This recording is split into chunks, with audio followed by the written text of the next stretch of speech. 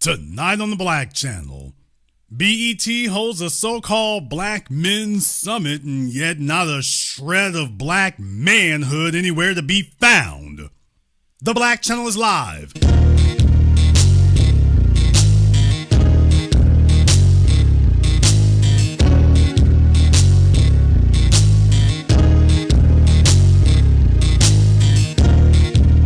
Unapologetic, unadulterated, and absolutely uncompromising.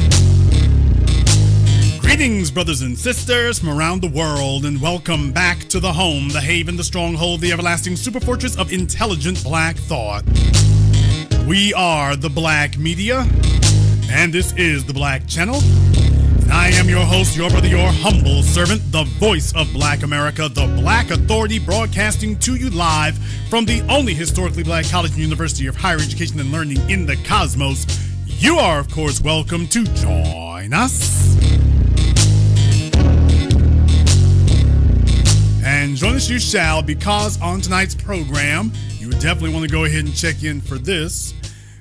So, for those of you who are not aware, and we were weighing in on this, we are going to go ahead and review the BET, Black Men's Summit. Now, isn't this all very interesting? Every time you turn around, some white institution is trying to tell us what black manhood is. Somebody who has absolutely no interaction with the people of the soil are trying to tell us and lecture us about what black manhood is. Have yet to see the White Man's Summit. Now, if you really want to have a place where we need to have a discussion about that, have yet for the white people who own BET now to discuss the White Men's Summit. What? So if you want to know what they were buying BET for, not that it really served our interest in the first place to begin with since the 90s. BET hasn't been in our interest since the 90s. But if you want to know what they were doing with it there, now you're finding out. And it wasn't a Black Men's Summit. This was a Kamala Harris political rally. I mean, they were there to tell you all the great reasons you need to vote for Kamala Harris. No counterpoints, no anything. This thing, the only thing they had to do was that.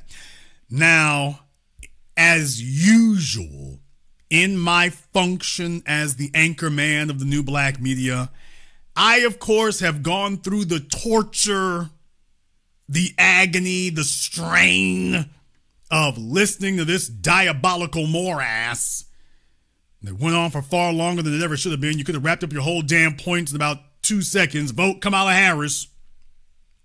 Well, I actually went through the drudgery and the misery of listening to it so you don't have to. And I can go ahead and give you the comprehensive insight and analysis about it. So we can go ahead and do that here as well. So first off, when we get past the pleasantries or unpleasantries in their case here, this is from the first 2 minutes. From the first 2 minutes. By the way, fair use, BET, YouTube, and everyone else, fair use. This is what you got treated to after the first couple of minutes when they introduced their panelists. Here's what DL says. At a meeting with the vice president, she asked me to do something full disclosure. Now, of course, there's been a lot of talk about VP Harris's record when she was a prosecutor in California. Specifically, people who said she locked up thousands of black men. And to tell you the truth and full disclosure, I fell for that one. And I had a meeting with the vice president. She asked me to do something simple. At a meeting with the vice president, she locked up thousands of black men. And to tell you the truth and full disclosure, I fell for that one. And I had a meeting with the vice president. She asked. Yeah, there it is. Sound familiar, everyone? Steve Harvey. When I had Kamala Harris come out to my ranch. Tyler Perry. When Barack Obama came to my house. D.L. Hughley. Because I met Kamala Harris. None of us have met Kamala Harris. She hasn't said anything to us, but all the bought and paid for bootlicking niggas. Well, what do you know? Straight down the line. Nobody else is going to give you this comprehensive analysis for me to go ahead and recall for you all here. By the way, everybody who you see kissing her ass, those are folks who, quote, got to talk to her. So you see, they sit up here and secure special benefits for themselves, specific benefits for themselves. And then their job is to come out here to all the field Negroes and tell us, all right, Master gonna take care of us. Y'all been fall in line now. You've been bought off and paid off. You're compromised. You're not serving the people. You're serving yourself. She's had every opportunity to come speak to us, and she has flatly refused. So then they're going to sit up here and march his weird-looking self out here, and that's going to be what we listen to?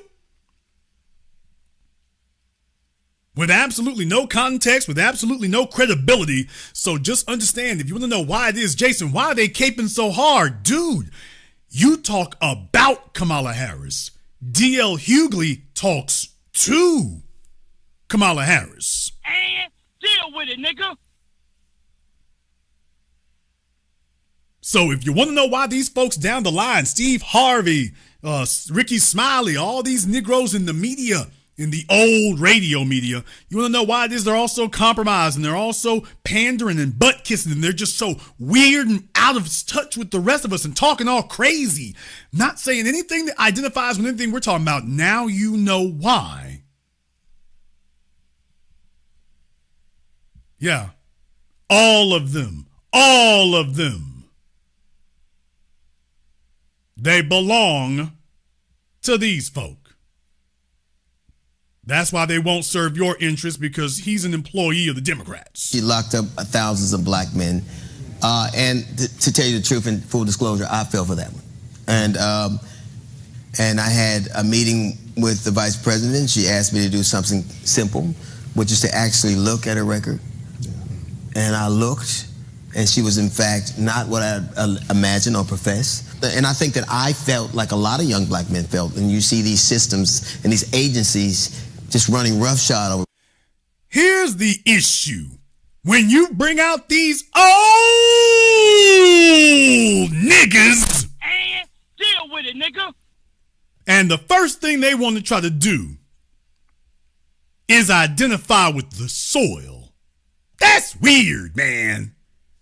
That's just weird. Fellas who ain't got no connection to it, they don't work with young cats. I can go down the list. Y'all ain't gonna like this. Tyler Perry's not the only one that ain't putting nobody on. Damn! So when they need some credibility, all of a sudden they start invoking the names of young folk they ain't got no contact with and no interaction with. So now he's trying to fabricate credibility on, because these young people, you're not young. He's went and colored his hair. No disrespect to old boy, but by the way, he made sure to go ahead and do that. This is what we dealing with. This is what we own. So yeah, they're trying to get their credibility together. That's what they're trying to do. And it's real strange and real weird to have some folk up here who ain't never really stomped for no kids. They ain't stomped with young folk here. They're not talking about what they want. You come here to try to tell them what they should want. Real strange. They go babbling on here talking about her record as a prosecutor. And of course, that's why the first thing is, by the way, she done did real good. Ask folk in California how well she did that. But then you got Michael Ealy, because we don't have enough bright-skinned dudes with blue eyes, light eyes to talk to us here. Well, he wants to go ahead and chip in and to defend Kamala Harris as well. The concept, you started to say something, Michael. Yeah, I think it's interesting. What you were just saying just triggered something in me, and that is like we're worried about her record as a prosecutor, and we want to attach her to to a bunch of incarcerations that didn't exist. And yet, if you look at the two candidates, and you look at the George Floyd situation, which one is more likely to pardon the killers of George Floyd? When you get a room full of dumb niggas and what is this going on back here? Moving right along. When you getting, this is like the male version of the Tamron Hall audience. Damn! Anybody who actually still watches Tamron Hall, by the way, this is like the male version of that. Oh, it's all real sad and real wacky looking. It's like all the niggas who couldn't get in the club, you know, they couldn't get in the dance club. All the niggas who were standing outside, the celebrities showed up and could go in, but all the niggas who were standing outside and couldn't, security wouldn't let you through into the clubs. That's what it's like. It's like the whole room of them. What would happen if all the dudes who weren't allowed in the club got together to discuss politics? Oh, here y'all are. Now that's the funny part. Here's the part that isn't funny, Michael Ealy. Triggered something in me, and that is like what. Yeah, let's talk about triggering something in there, Michael. As a prosecutor, and we want to attach her to. Let me explain to you something that ain't funny, Michael. You know what's not funny? When some Hollywood celebrity jackass tries to sit up here and tell us about the virtues of Kamala Harris, which one would defend George Floyd? This heifer didn't defend Emmett Till. They haven't defended anything yet. Which one would? They're in office now. They haven't defended Eric Garner. They haven't defended Philando Castile. They haven't defended anybody. Trayvon Martin, go down the list. They've sat up here and let the folk off the hook. Kamala, the prosecutor Harris, let Carolyn Bryant off the hook. Yeah, and about Breonna Taylor. So the Justice Department, the Injustice Department, once again, another stunt. Yeah, I know about the Brett Hankinson case. I've been following the whole damn thing. Yes, I know. Oh, they're only going to convict him on one charge of violating her rights.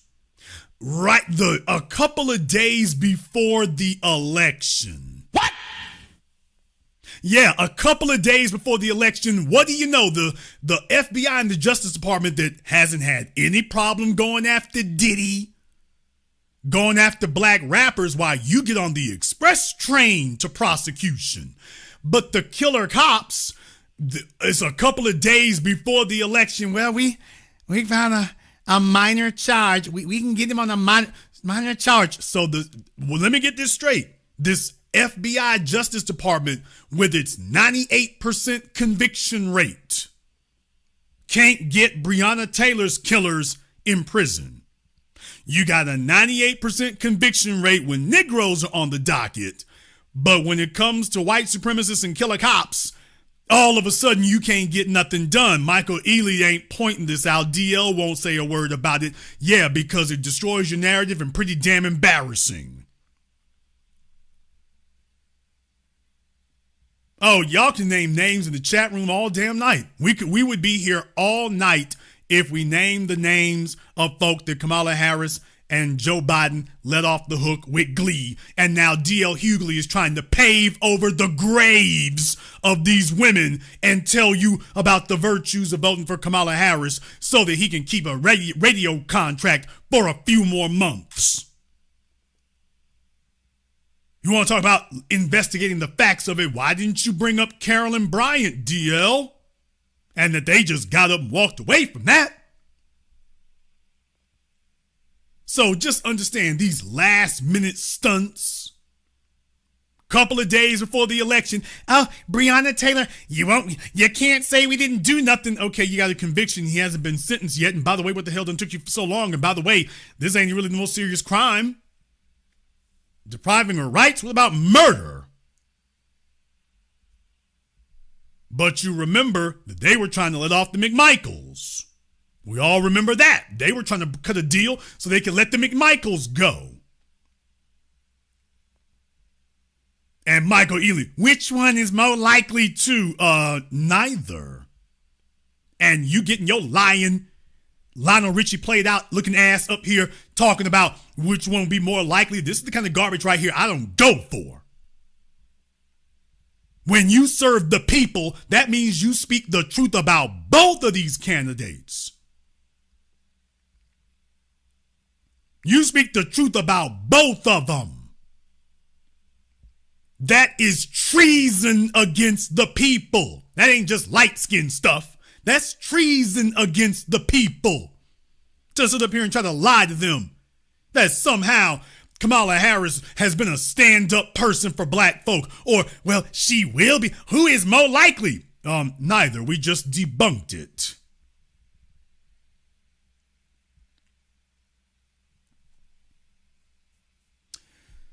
Believe it or not, though, in the interest of time, I'm going to skip through some things here because this was really the appetizer.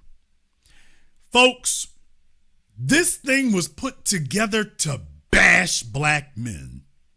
They put this thing together specifically to bash black men, basically to take up where Barack Obama left and Michelle Obama left off, accusing black men and indicting black men as being homophobic and sexist and genderist and everything else you could imagine. This was a beta male barbecue. So we have this thing here, and I'm going to skip forward to them. Oh, we get this part up here. We're going to skip straight forward to this. This is your so-called Black Men's Summit now. Welcome back. Now, of course, earlier this month, President Barack Obama, he called us all out. He said that some black men aren't feeling having a woman president. Let's roll the clip, and we will discuss it on the other side. And you're coming up with all kinds of reasons and excuses.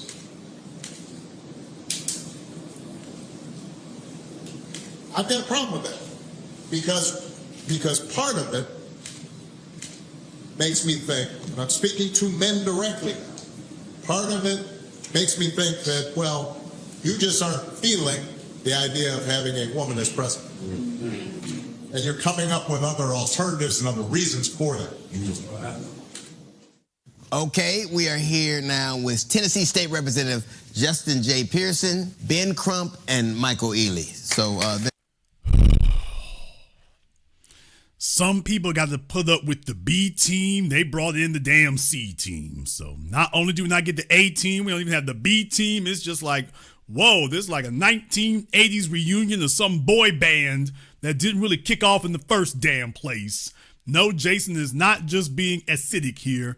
So he comes out the gate, a Black Men's Summit, to tell us that we're sexist. Now, would they get together a bunch of black women to tell them that they're man-hating? To bring up all the music that they make hit music out of, Oprah Winfrey, the rest of them, they make a national pastime of bashing black men. It's become a national part of the culture across the board. Would they ever sit up here and say, by the way, there's a problem with the women hate men? Every time you turn around, it's to tell black men about what we're doing wrong and what we shouldn't have and where we need to change. they're joining us on the panel. Okay. As a nation, we've never had a female leader. Never. Right. So there is an unspoken idea that a lot of people have, whether they say it out loud or not. So what was your impression? Look, I love President Obama. And I think we got to be honest in our own community about the reality of sexism and the role that patriarchy plays in our own community. Sure. I go to churches a lot, and there are people who will greet me and not greet my fiance, who's standing right next to me. So there's probably because they couldn't tell which one of you was the woman. And deal with it, nigga. They probably thought they were greeting your fiance. Just saying, dude. They were probably trying to be polite. They thought they were. He can't figure out what it is. So this was that clown-ass dude that we got on before in the Tennessee legislature. They claim they got kicked out the House, and they really didn't. They was right back. I'll be damned. All this damn political Afrocentric theater, so watch out for dudes sitting up here looking like damn me cartoon characters. He looks like something straight out the Boondocks. Damn, he looks like a wig on his head. But in any case, this is one of those guys. This is him. Well, here he is, and what do you know? He's in Tennessee. He's not fighting white supremacy. Why? He's here to lecture us about the fact that black men are patriarchy. Let me explain something to the worldwide cross-eyed, beetle-eyed jackass on my screen right now. Hey, dude, you can't be a patriarch if you're not running something. Nigga, please. You're not a patriarch if you're not running something. This is the craziness they got to talk about here. Black men are not empowered over anything, and yet they're trying to prescribe terms that only apply to non-black men and project those onto black men. We're not running it. We don't have the ability to stop anything from happening, or at least we have marginal ability. He's talking about a patriarchy that doesn't exist. And the fact he would say that is freaking insulting to our intelligence. So they go grab these limp beta males. If you can pry the tampons out of their hands, and then they march them up there on stage, and he puts his stiletto heels to the side, and then tells you and me that he's worried about black men and patriarchy. You know when you're talking to a nigga, did he say nigga? I damn sure did. And deal with it, nigga. You know when you're talking to a nigga who's only used to talking to white folks kissing their asses. White folk like to hear this. The Nancy Pelosi's and the Hillary Clintons, if you want to know why it is they back Negroes like this, is because that's what they like to hear. They want to hear the Simone Sanders. These are the conversations that these boot-licking asses have when we're not around. This is what they tell the white folk, their paymasters and their sponsors when we're not around. This is what they say to them. This is how they get such approval. This is why these folk go to bat for them, because this is the only kind that they would go to bat for. When he's sitting with them or the folks at MSNBC, when the cameras are off, this is what he says about black men. Well, here's the next question to you. Well, then is that a threat? Tell me what threat to the white supremacist system that this moist paper towelette poses. What threat to the white supremacist system is his ideology? What he has expressed, he's threatening us. Tell me how what he said is a threat to the system. Where's the system worried about him, scared about him? What did he say that's a problem for them? He's certainly not talking about white masculinity and white patriarchy. You don't do that one. So if you want to know why this jive ass sucker, looking like a reject from Car Wash, would sit up here and talk like this, it's because this is how the white folk who sponsor him, this is how he talks to them. And they have instructed him that he needs to show up on BET and that this is what he needs to say. So when you see these little strange, little ostracized, awkward kids, the little awkward black kids who you see them hanging out with the white folk when they're in middle school and going to these political rallies or hanging around them and whatnot, this is what you end up with. When they come out, they've made it their goal to undermine us and attack us. So just to make that clear, if you want to know what was going on at the Black Men's Summit, they didn't have any men there. So there is an impression.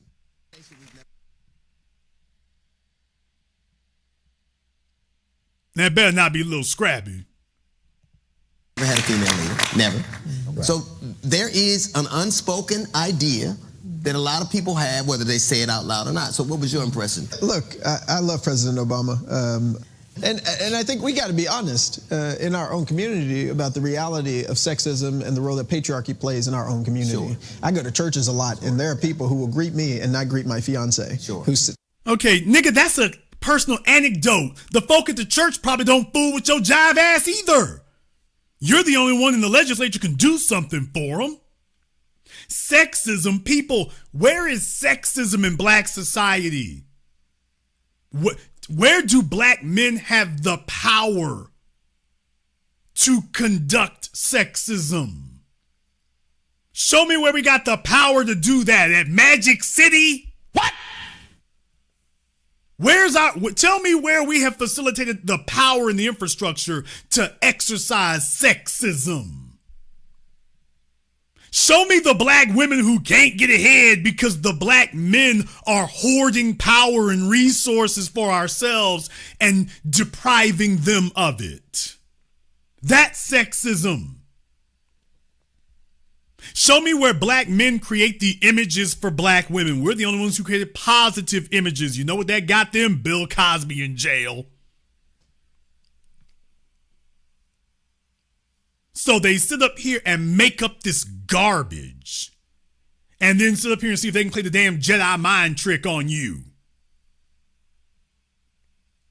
Meanwhile, you got the power to do what? To whom?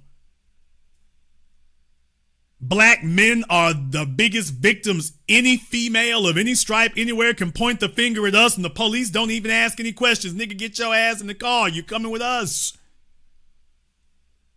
He's talking about sexism, and the only example he can, there are people who shake my hand, but not my fiance's hand. That's not sexism.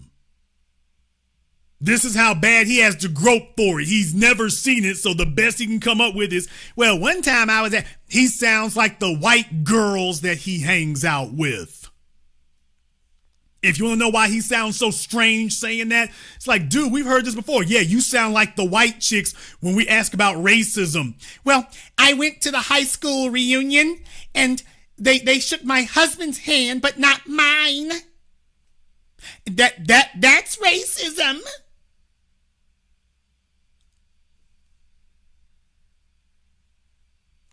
That's the best he can come up with. Dude, if you're going to accuse us of something like that, you got to have something substantial. And you ain't got it. According to what I looked up, his fiance is a biological female. I bet you that hurts his soul. I bet you that hurts his soul. Like every other day of the week, he's telling her, look here, baby, you can sit next to me in the car, but if anybody asks, we carpooling. If anybody asks, this is an Uber.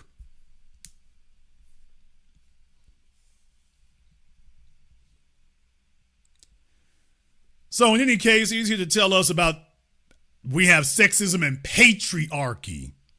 Two constructs of his warped, twisted imagination.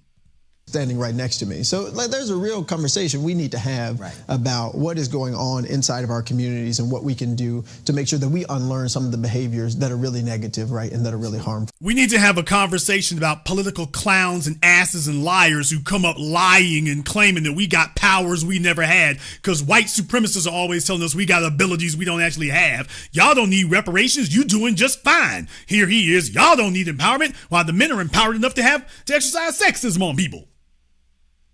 So we need to have a real conversation about political puppets and liars who come around here selling falsehoods on us and trying to project white supremacist ideologies and sentiments onto us. We need to have a conversation about that.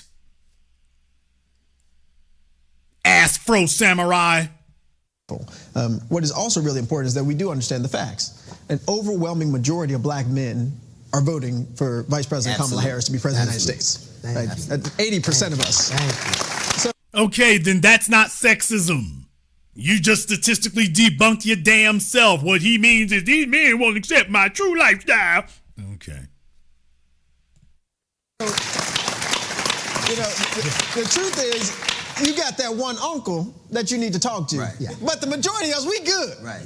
Like, we on the same page. But there is some work that we are going to have to do as a community to figure out what are the qualms, what are the issues, what are the problems that 20% or so of black folks who a few years ago were voting Democratic and all that are having. And I will say this. Now, that was devastating. Now, that right there was actually a true thing to say, but he doesn't have a comeback or a response for it. So that's why he said, and about that 20% that voted the other way before and now isn't, he's not discussing why that is. He doesn't want to deal with that. So just understand that these dudes are bought off and paid for, and they get paid to look ridiculous. They get paid to look stupid. About Donald. In our country, our socialization has taught us to praise people with a lot of money.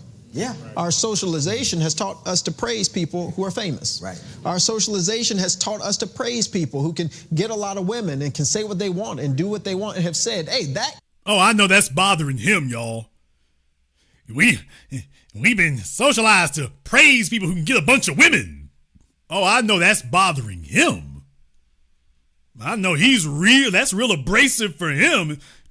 Now, is this interesting? Okay, so having a bunch of women, is it sexism or is it not? Is that patriarchy? Hey, I want more women around me than I do men. Sexist? Okay, I don't want any women around me. Sexist? Which one is it? Fruit Loop built nigga? Which one is it? So if you don't have any women around you, you cool with him, but you might be sexist. And if you want a bunch of women around you, wow, we've been conditioned to praise that kind of thing. Okay, and how is that a bad thing? How is having a bunch of women around you a bad thing, dude? Everybody is not sitting up here shaving their legs and oiling up their thighs and snapping the thong on. I'm talking about the men. Everybody's not doing that, bruh. I know this bothers you because you're like, hey, I need you fellas to get in touch with the softer side of Sears. Everybody's not doing that, bruh. So he heard about it. Why y'all got to be praising having a bunch of women? Okay, what should we be praising then, dude? Because it sounds like you coming to us from the Andrew Gillum side of things. So it's what are you saying we need to be praising? It might be torment on you having a female around, but for the rest of us fellas, that's kind of nice. So now he's telling you that's a bad thing. Why y'all got to have all these females around you? Why y'all got to do that? Us to praise people who can get a lot of women and can say what they want and do what they want and have said, hey, that's the image of a real man. Now, did you hear that? We've been conditioned to praise people who have a lot of money, have a lot of women, and can say and do what they want. What the hell is wrong with that? What? Y'all, do you hear this jive ass nigga? He just told you having a bunch of money, having a bunch of women, and being able to say and do what you want. He just raised that as a negative. That's how you know you have a professional white ass kisser. And yes, we all know his background by now, so it's in the family tree. But that's when you know you got a professional white ass kisser, and this is who BET brought up there to attempt to have him speak on our behalf. He literally just told you that having a bunch of money, having a bunch of women, and being able to say what you want to, anything you want to say, and do anything you want to do, that's a negative. Let me roll it back and play it again. Harris to be president of the United States. Right? 80% of us. So, the truth is, and got his legs crossed like a hoe. You got that one uncle that you need to talk to. Right. Yeah. But the majority of us, we good. Right. Like we on the same page. But there is some work that we are going to have to do as a community to figure out what are the qualms, what are the issues, what are the problems that 20% or so of black folks who a few years ago were voting Democratic and all that are having. And I will say this about Donald. In our country, our socialization has taught us to praise people with a lot of money. Yeah. Our socialization has taught us to praise people who are famous. Right. Our socialization has taught us to praise people who can get a lot of women and can say what they want and do what they want and have said, hey, that's an image of a real man. Hey, DL, you got a bunch of money. Hey, DL, you're well known. Hey, DL, you do what you want to do and say what you want to say when Kamala Harris allows you to. But by the way, DL, he's describing you, so he's describing you as a negative.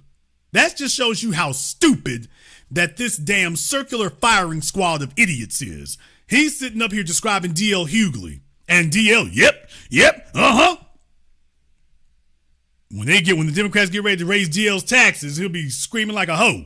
What are the problems that 20% or so of black folks who has taught us to praise people who are famous. Right. Our socialization has taught us to praise people who can get a lot of women and can say what they want and do what they want and have said, hey, that's an image of a real man. That's the image of a strong person. That's the image of a real leader who can just fire people at will. Now he running for president. Okay, folks, excuse me? Having your money right, being able to do what you want to do, say what you want to say, be able to fire people, to exercise power, he's coming to a black audience and telling black men that that's a negative. Having a bunch of money, having a bunch of power, being able to do what you want to do, say what you want to say, that he's coming to us and telling us that's a negative. Would this jackass ever come in an audience full of white people, in an audience full of Jewish people, in an audience full of Asian people, and talk like this to them? Lie. They send him here because he's disposable. Boy, take a look at these hands. Oh, man. Oh, the cake soap is real. Oh, do y'all see the palms on these hands? I just now noticed that. Whoa, the cake soap is real. Damn cake soap, he gone straight to lie. Oh, man. Boy, I'm telling you. Oh, I thought for a moment there, I'm like, what the hell?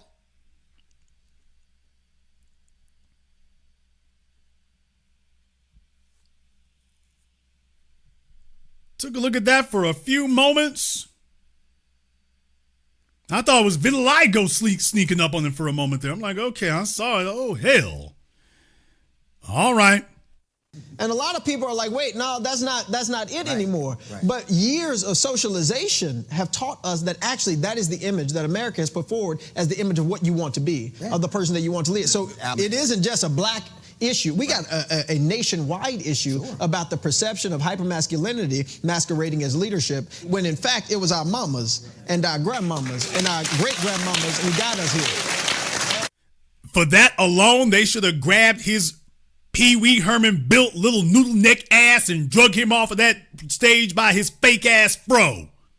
You're in a room full of men, denigrating the men, belittling the men.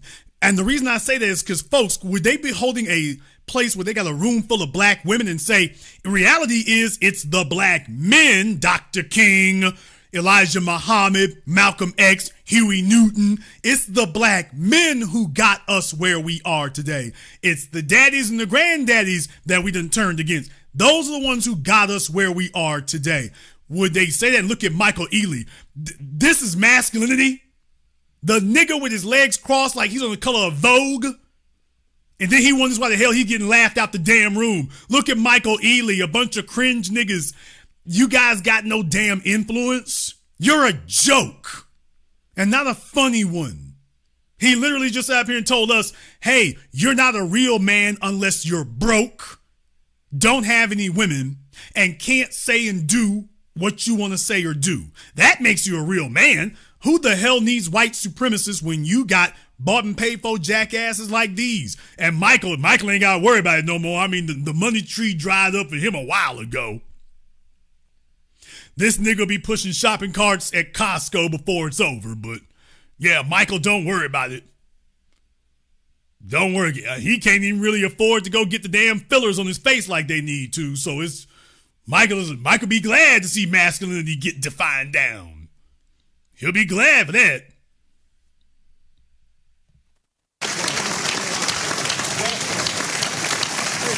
Well, I tell you.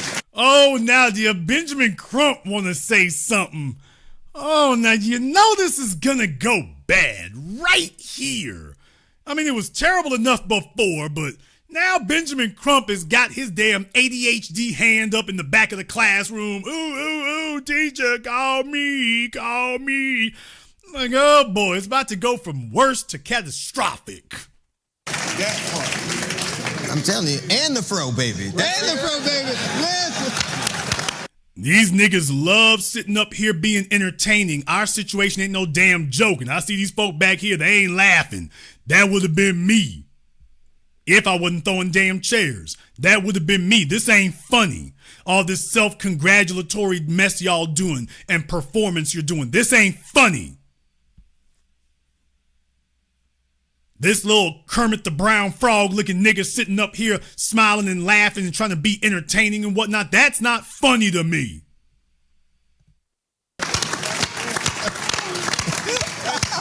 You know what's always interesting? We hear about the polls, and one of the things I know for sure, the quickest way to make a black man lie to you is walk up to him and ask him a question with a clipboard in your hand.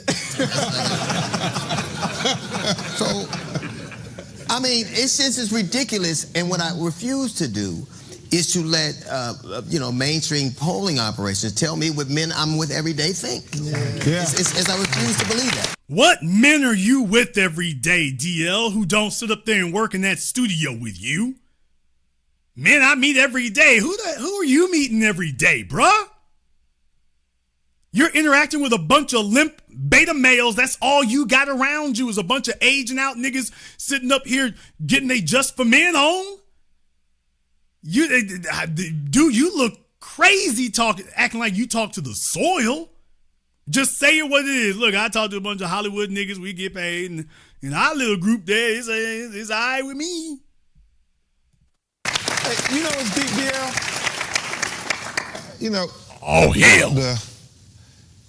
This nigga can't even get it out right. He gotta collect his thoughts. All right, man.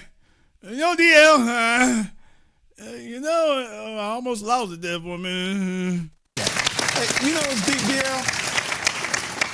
You know, we talked the NAACP and Urban League, Reverend Al, and them a lot.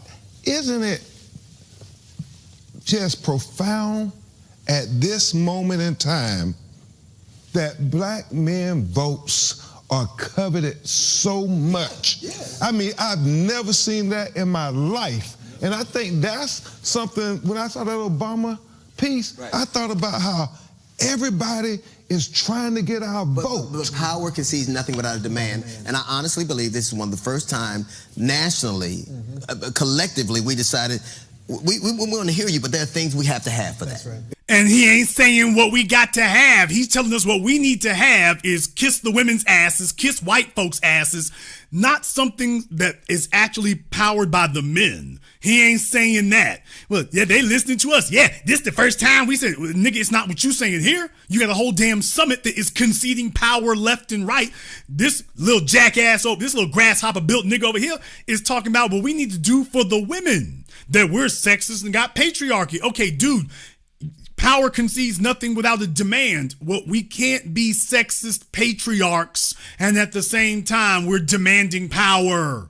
That's a mathematical impossibility. You can't be empowered patriarchs and simultaneously be powerless and demanding something from power. Whoever we're demanding it from, those are the patriarchs. Those are the sexists. Yeah, these guys are debunking themselves left and right. A bunch of funny dressed niggas on the stage. Let me stop. It's transactional, which politics is supposed to be, right? What was your reaction when you heard President Obama say that? Well, there are some men who don't want to vote for a woman. Sure. The founders of Project 2025 really don't want.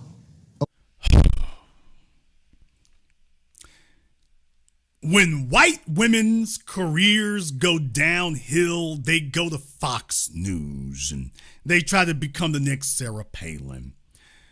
When these other niggas who are B-list actors, when their career goes downhill, they become male feminists. They start doing that. And if that's Lil Scrappy in the audience, I'm like, dude, look here, the heifer gonna get the child support, so all this ass kissing ain't gonna help you. So just, man, look here, see if you can get your residuals and do a little tour at the Pancake House or something, but this is not helping you. She is not looking at that and thinking, oh, let me take it easy on him. So, yeah, this is literally what we're dealing with here. Literally it. We went from sexism to Project 2025. I mean, they're scraping the bottom of the damn barrel. Okay, take a look at this right quick. Okay, we're going to skip forward a little bit because what they do next is they change out the panel. None other than Jermaine Dupri. This is him in the middle with this green checkerboard shirt on. They bring out Jermaine Dupri. Now, you would figure if you fish his ass out of mothballs that he would actually have something intelligent to say, and you'd be dead ass wrong. Not only did he not have anything intelligent to say, he became as insulting as he could be. I want to play this part here right quick. The federal minimum wage has remained at $7.25 since around 2009. And it seems like the economy is on a lot of people's mind. Obviously, they even have a book, It's the Economy Stupid. So how do you speak to that? What do you hear? I really feel that, it's heavy on our minds because Atlanta is a opportunity economic city. Sure. We all came here. If you're not born and raised here, originally I came to go to school, but I stayed and started a business. I stayed and raised my family. I have a 20-year-old and a 24-year-old who will be, exiting college soon and getting into the workforce. And the big thing on people's mind is how are we going to take care of our families and how. Well, damn, it doesn't sound like you got nothing done. That doesn't sound like very much opportunity there then. Doesn't sound like very much. And there's a reason why I'm letting this dude talk, y'all. There's a reason why I'm letting him talk, because I want you to see how this flows into Jermaine Dupri. How are we going to encourage our kids to start families? So economics is very important. We talked about this. I mentioned this in the question I posed. I remember 40-some years ago, I worked at Economics is not important. This is why Afro Jackasserai, that's not funny when he sits up here and attempts to denigrate and diminish the value of having wealth and resources. We're getting our asses kicked by everybody else who got wealth, and he's trying to tell you to play this Jedi mind trick and deceive you and brainwash you into thinking that's a negative. And then they come right back to economics. Economics is not very important. Economics is the foundation. All the other issues you have, you're going to find are powered by economics or exacerbated by it. You don't have any issues that are not either powered by it or made worse by it. But when they come one side of their mouths, they're telling you it ain't important. And then they turn right around and, oh yeah, the money, my kids, first thing out of college, what are we going to do economically? With the damn politician over there telling you, that you don't need that right there. Where Andrew Gillum? McDonald's. I made $2.65 an hour. And 46 years later, the minimum wage is $7.25 an hour. So we can't have a conversation about just inflation without the commensurate wage growth. Now, Jermaine Dupri, you've heard this a lot, that things were better under Trump. I've heard it a lot. How widespread do you believe that is? I don't believe that. No, I'm saying, but it is a pervasive. It is a pervasive attitude. No, I mean, I represent. Oh, I don't represent, but I'm here to speak to the YDS generation. Sure. That's the young, dumb, and stupid kids that's out there, right? And they have this. Well, they are. That's crazy. It's what it is.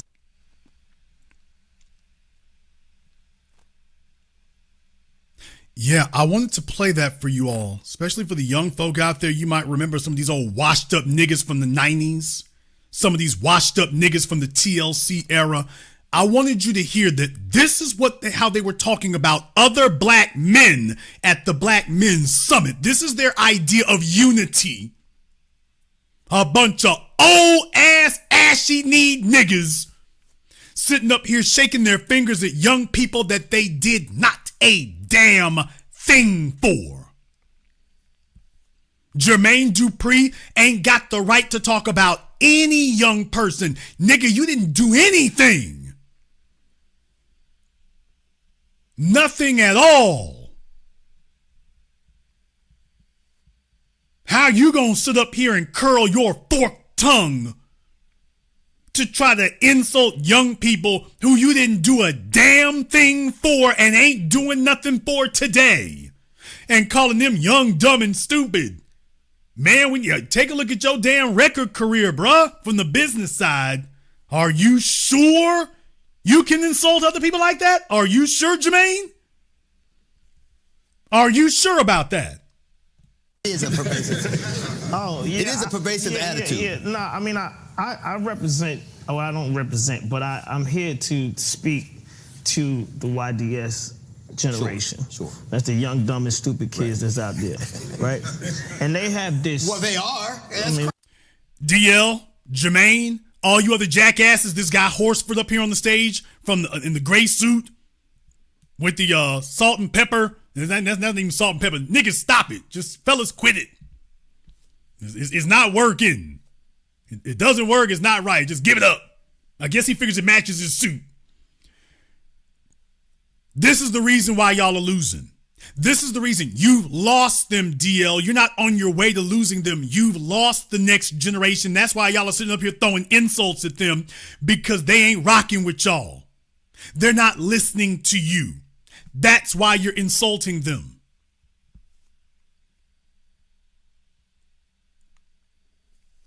Roland Martin, Tom Joyner, all the rest of them. This is why y'all are sitting up here making insults to these young folk like that, because they don't listen to you. Ain't nobody young out here in the music business trying to figure out how they can be the next Jermaine Dupri, and that burns you alive. They don't want to collaborate with you. They don't want to work with you. They don't look back at what you did as a golden era or a halcyon era. They don't do that. If they can sponge a little few dollars off of you, they'll do that. But you ain't really iconic like that. You can't. Everybody talks about the brat if they're going to talk about anybody, not you. So yeah, he's salty and angry because he doesn't really get no shine among these young cats out here. And this attitude you got right here, nigga, this is the reason why. This is why they don't listen to you. This is why you got no influence. This is why you got a room full of weird dressed niggas from the bottom to the top. And not any of the folk you trying to talk to, those young people that you're insulting, they over here listening to me. They're over here in New Black Media. They're listening online. They're listening on Twitter. They're listening on Facebook. They're listening on YouTube. That's where the audience is. They're not looking to take marching orders from you because they took a look at what you've done and they don't want to be like you. They can see what you did, Jermaine. They don't want to be like you. That's why you so salty and offended. There's nothing in Atlanta that they can go to and stand in front of and say, this is what Jermaine Dupri has contributed, that the rest of us can be a part of. So when you always got some washed up, played out, I mean, take a look. Let me tell you, folks, would Jermaine Dupri have dressed like this 25 years ago? What? No, I got to call that like it is. Take a look at Jermaine Dupri. Look at what he's wearing. Would he have dressed like this 25 years ago? When Jermaine Dupri was actually relevant. Back when he was relevant and he could get a Janet Jackson to return his phone calls. Back when he could, would he ever have dressed like this? He looks like an old nigga from a golf course, which is probably what he is. He probably just came from Augusta. He's hanging out with a bunch of old white folk who realize he's a toothless lion who has no stroke and has no influence. So yeah, he identifies with them now. He looks like one of the white college prep students over here. Hey, ain't nobody got nothing for you, dude. Ain't nobody listening to you. Yeah, no wonder you're salty and angry. You've been lost it. Now you look the part.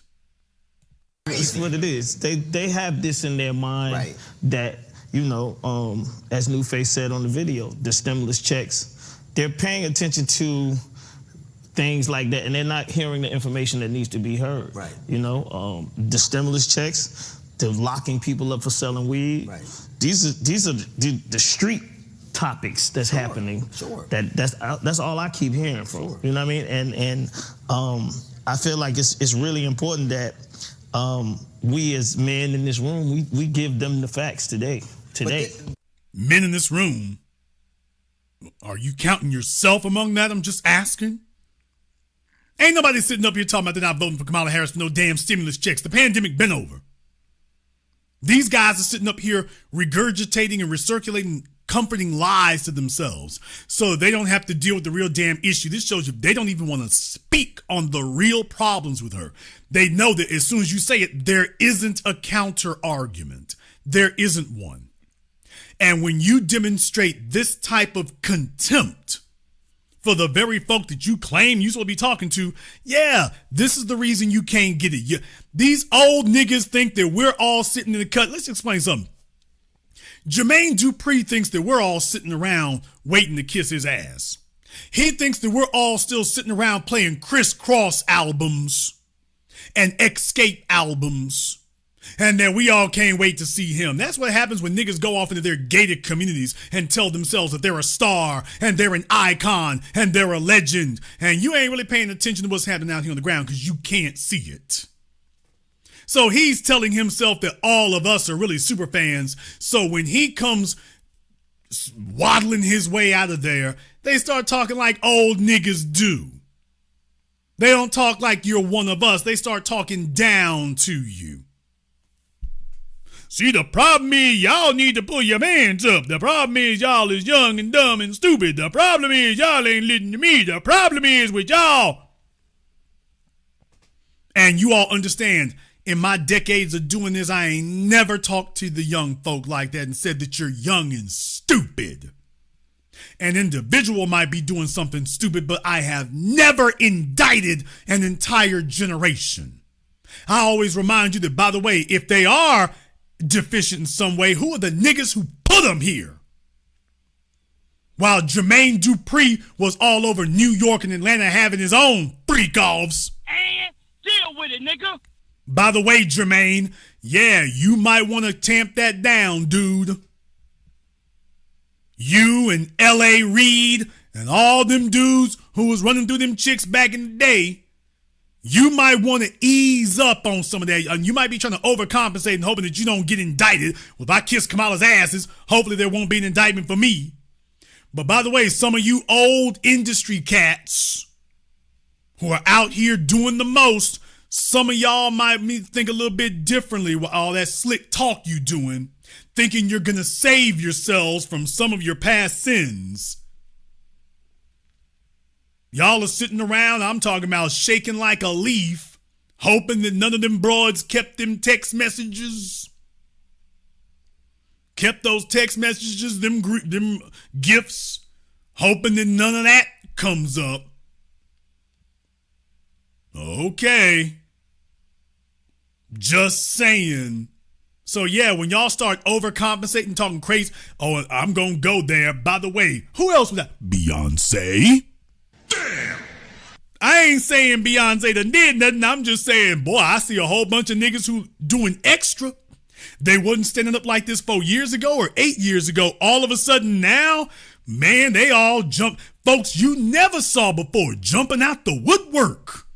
And I'm talking about got their lips welded around Kamala Harris's ass. They like, oh, we got to get Kamala up in there. Yeah, Cardi B, she like, look here. Too many folk talking about I was drugging people. Oh, I did kind of admit that on tape, didn't I? I did kind of admit that I drugged people. All it takes is 3 moist niggas from the Bronx to talk about, yeah, Cardi B drugged me. What's she gonna say, y'all? What's gonna be her defense? What's gonna be her defense? I say three moist dudes, but by the way, it'll probably be women. What? Oh, I'm sorry. Are we all gonna say we forgot about that? Oh, I'm sorry. My memory's not supposed to be that long. I'm not supposed to remind you all that, by the way, Cardi B has enjoyed the company of both men and... Oh, we're not supposed to remind you of that. Okay. So who's going after Diddy? The women. Okay. Yeah, folks like, damn, y'all forgot. Yeah, ever since she married Offset, nobody wants to talk about the full dating history anymore. Once she married Offset, all of a sudden, folks push that out of their minds. Well, yeah, that's what people hope you do. Ain't that right, Barack Obama? They hope that you push those same sex stories out there. Let me get a heterosexual relationship, and then you all will stop talking about these other things. They'll get pushed out of your heads.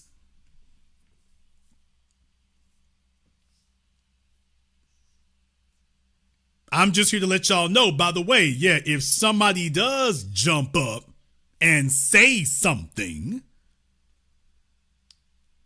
y'all, folks would be thinking about the men. She mentioned men, but I'm like, by the way, if some broads jump up and say, by the way, she snuck one on me too, what's she gonna say?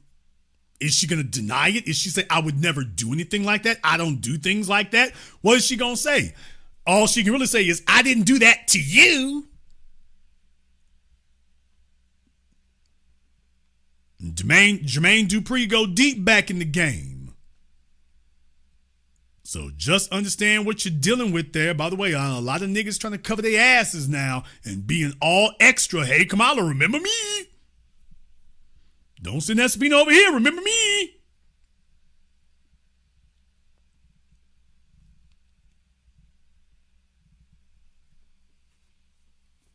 So in any case, Jermaine Dupri is showing the contempt and disrespect, and he is demonstrating why it is that these old niggas and these old nigga media outlets don't have any influence with the young anymore. They lost it because everybody can see your attitude is dripping with disdain and discontent. They can see it. Now you're just admitting why it is that they were right to never listen to you in the first place.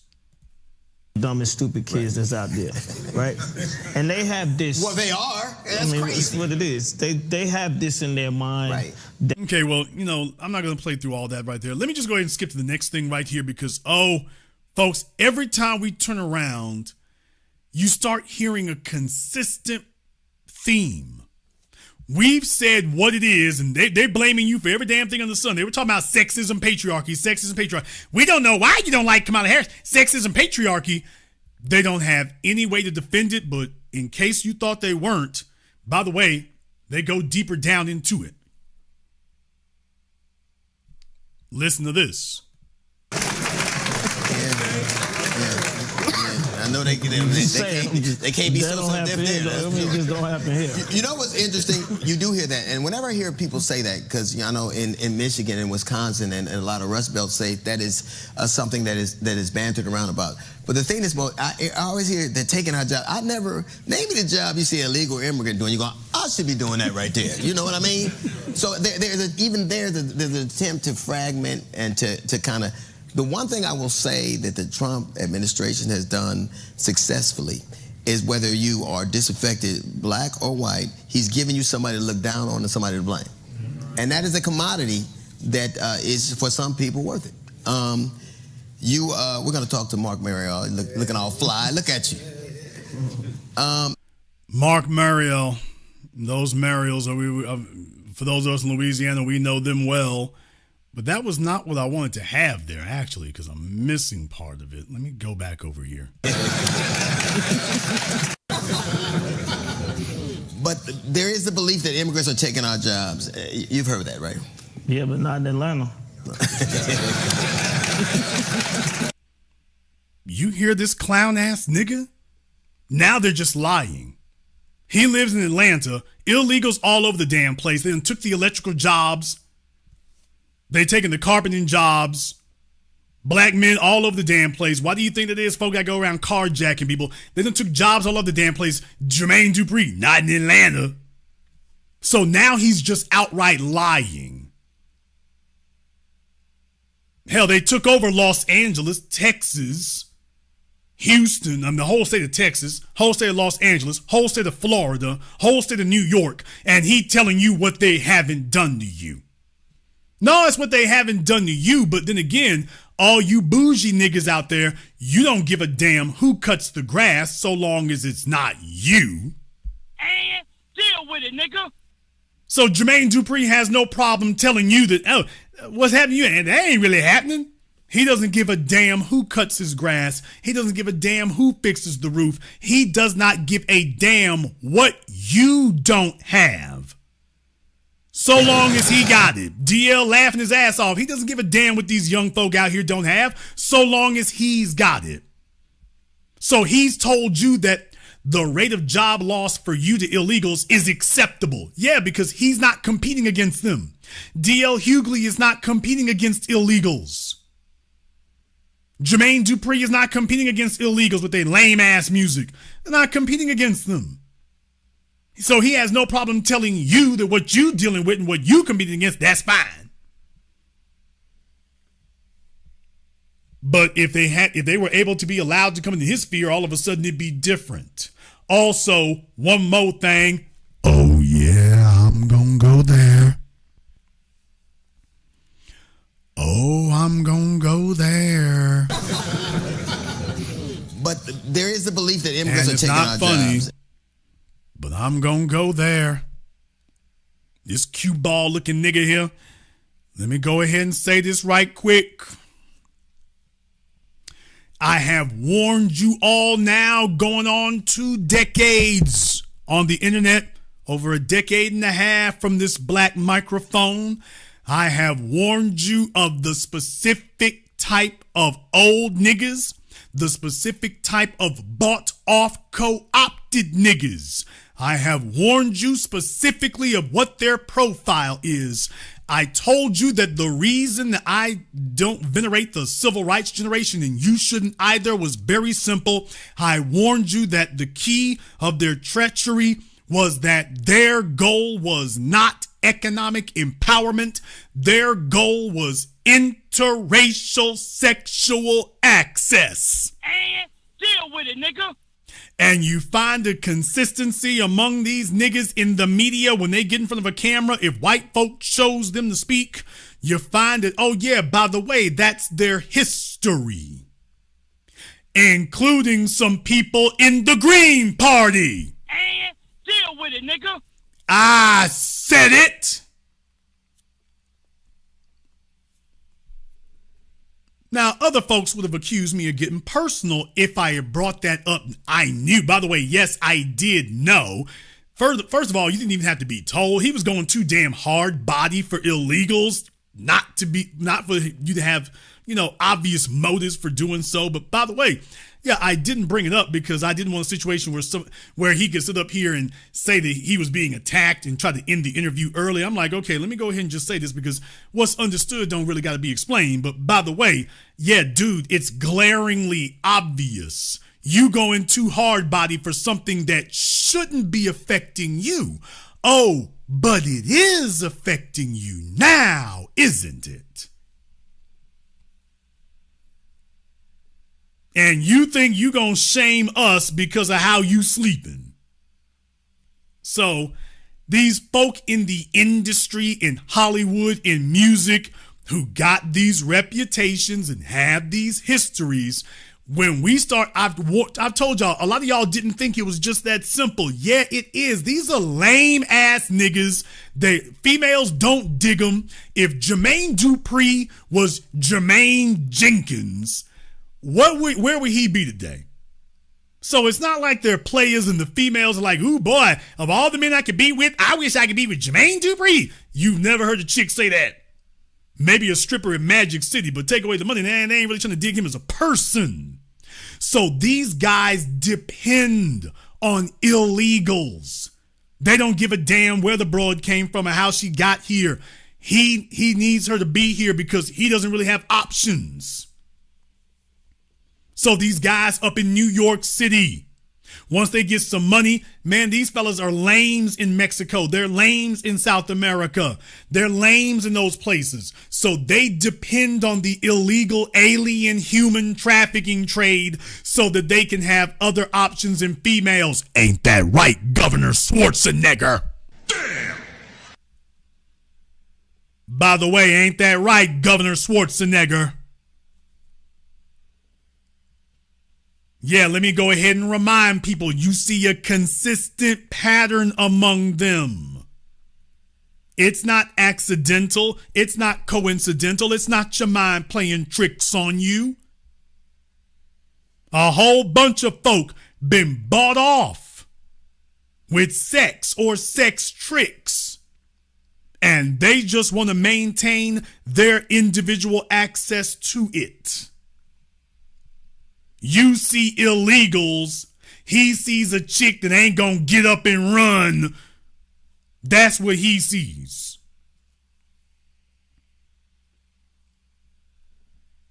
So they like, keep that damn border open. Otherwise, I would have to approach a female with genuine masculinity.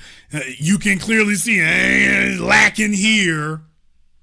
He needs every bit of help he can get. Let me get a chick who's economically disenfranchised and disadvantaged so I can go ahead and flex my advantage on that. But yeah, these dudes in the industry, they're sitting up here being the biggest cheerleaders and advocates for LGBT and illegal aliens. I'm like, okay, don't you know they got a vested personal interest in it? Don't you know they have a vested personal interest in this? So I'm just reminding you all that I haven't been making this up for the last decade and a half. I wasn't sitting up here just pulling things out the air and hoping it was true. I'm showing you the invoices. Damn a receipt. I'm showing you the invoices across the board. These are the folks in these so-called industries. Yeah, dude, they trying to get some interracial sexual access. Folks sit up here and talk about Hugh Hefner. Oh, was that Charlie Sheen? What they said, don't you worry that they're only here because of your money. I don't care why she's here. I only care that she's here. Don't you know that's a Hollywood mantra? That's a Hollywood slogan. They don't care why. They don't care how she's there or why she's there. They only care that she's there. They don't care how she got to the country. They only care that she's there. They don't care how she crossed over. They only care that they have access to her. And then when you find out that they be passing these chicks around, they take them to parties. She from Venezuela, she from Brazil. All they thinking about is how they can pass her around. Everybody gets their turn. They're not looking to turn that off. Okay, so now you see how all these stories are not stories anymore. We just relaying facts. No, and they don't give a damn about the children missing. They don't care how they get trafficked. And they don't want anybody digging too deep because you might see them get a little too close. But when you see cats talking like this, understand that's because they're sexually compromised. Lame dudes who trick their way into a bunch of money, and from here on in to get females around them, it damn sure ain't your personality. No female ever said that Jermaine Dupri is a great talker and a great thinker. No female has ever said that. If you're around Jermaine Dupri, you're around him for the same thing folk have always been around him for. There's something they can get. That's it.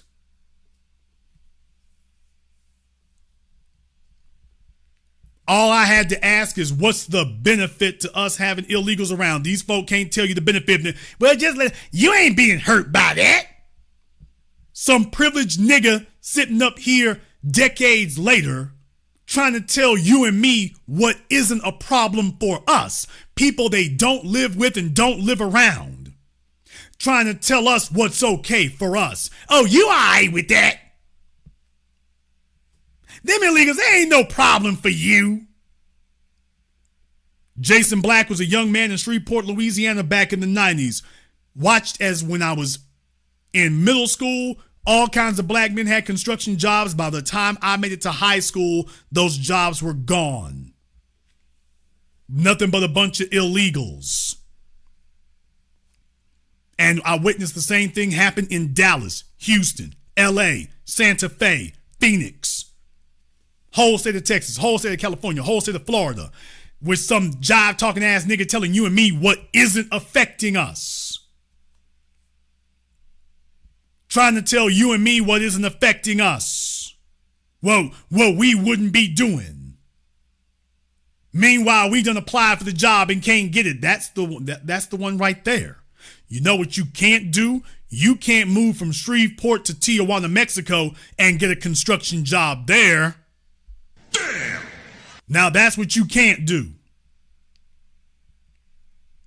You can't do that. So watch out for these out of touch, bought off, compromised, trick ass dudes out here who got their own motives for wanting folks to come into the country illegally.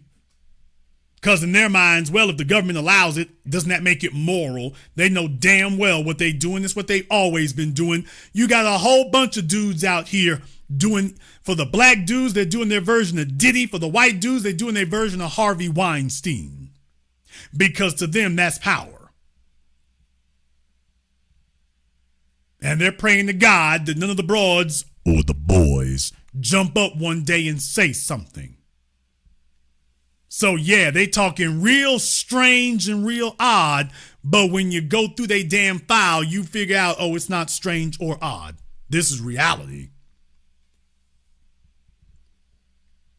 I've been warning you all about this for decades, and now that their backs are against the wall, now they're coming out and admitting it, and then trying to tell you and me that it's all right. You know why? Because DL is disposable. Jermaine Dupri is disposable. They've been disposable. That's why they're talking like that.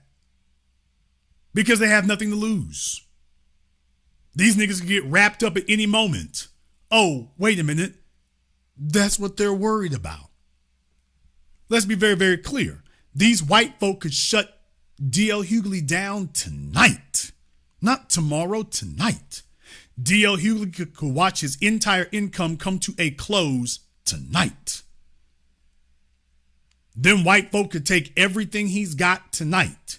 Kevin Hart, they could take everything Kevin Hart got tonight. Not tomorrow, tonight. They could shut down every radio station he owned, every YouTube channel, every sponsorship, every connection. They could turn it all off like a spigot. Same thing with Jermaine Dupri. Y'all watched it happen with R. Kelly. You watched it happen with P. Diddy. Jermaine Dupri is one accusation away from getting folded like a lawn chair. He is only one accusation away from getting rolled up like a rug. And he knows it. He knows it. So when they sit up here and talk all treasonous against the rest of us, why do you think that Viacom and BET paid for this? But then again, it doesn't bother me too much about that because they ain't really what they used to be. They are not really what they used to be in the first place. And that don't bother me. Doesn't bother me at all. Because you see, when you're powerless like that, it means something. When you're powerless like that, it means something. I want to go ahead and remind y'all, did you all know that they just had the BET Hip Hop Awards? What? By the way, I'm about to break some news. Do you know they had the BET Hip Hop Awards here a couple weeks ago? Yeah, did you notice it? Everybody here like, Jay, they did? Yeah, by the way, Fat Joe has been so great. Fat Joe has been so great for the Black Entertainment Television Awards, but Fat Joe has been so wonderful, and it's not lost on me that all BET, hello, Sherry Redstone, all BET is doing is trying to sell black people to minorities. They're not going on anybody else's channels and trying to sell them on black folk, but they're over here trying to sell us on everything else. Couldn't help but notice that. But oh yeah, by the way, the BET Hip Hop Awards happened, and yeah, didn't nobody know? Fat Joe has been so beneficial that this year nobody even knew it happened.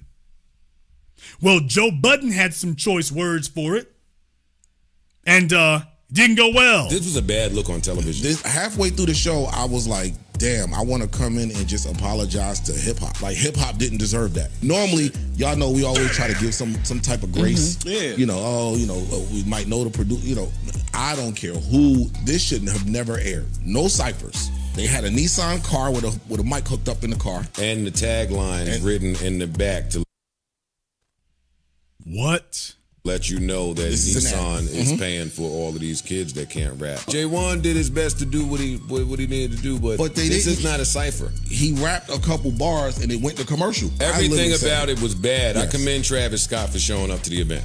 This was a bad look on television. Halfway through the show, I was like, damn, I want to come in and just apologize to hip hop. Like, hip hop didn't deserve that. Normally, y'all know we always try to give some type of grace. Yeah. We might know the producer. I don't care who. This shouldn't have never aired. No ciphers. They had a Nissan car with a mic hooked up in the car. And the tagline written.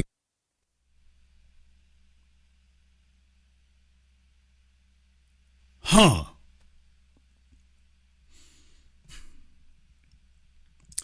Wait a minute. I want to check on something right quick. Just want to check on something right quick.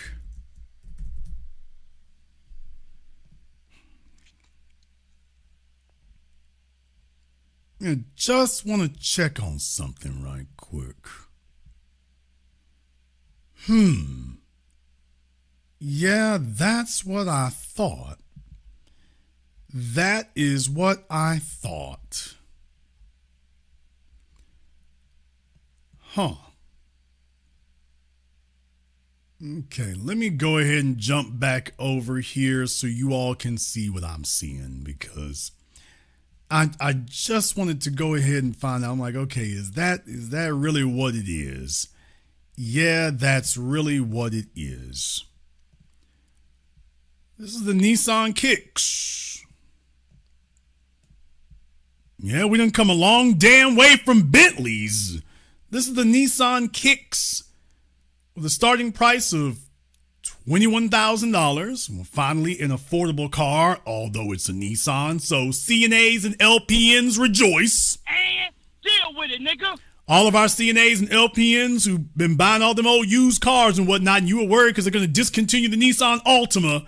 Don't worry, they're replacing the Altima with the Kicks. Starting price, $21,340. Middle price, $23,200. Oh, top trim level, $23,900. All right. 4 cylinders, 122 horsepower with a CVT transmission. Damn! Well, this is who's representing the BET Hip Hop Awards now. Not Cadillac. Kicks.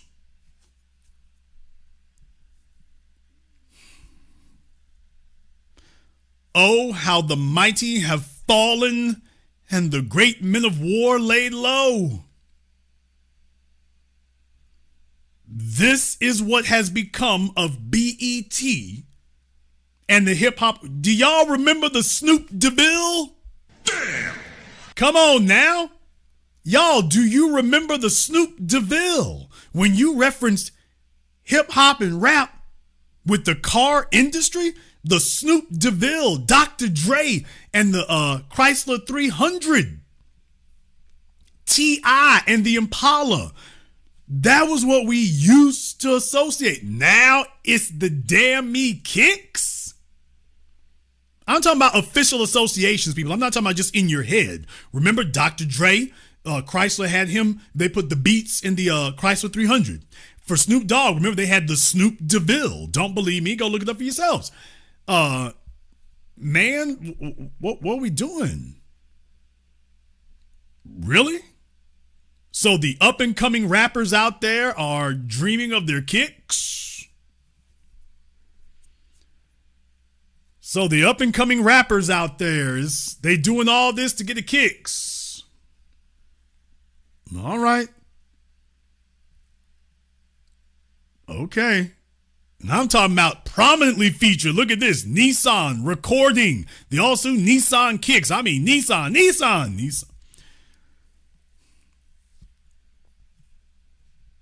This is what has become a BET.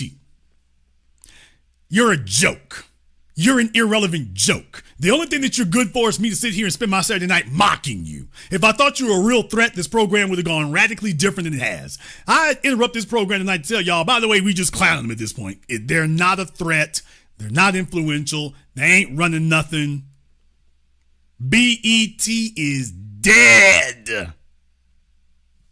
And thank God. Now we ain't got to worry about them getting into devilment or anything else.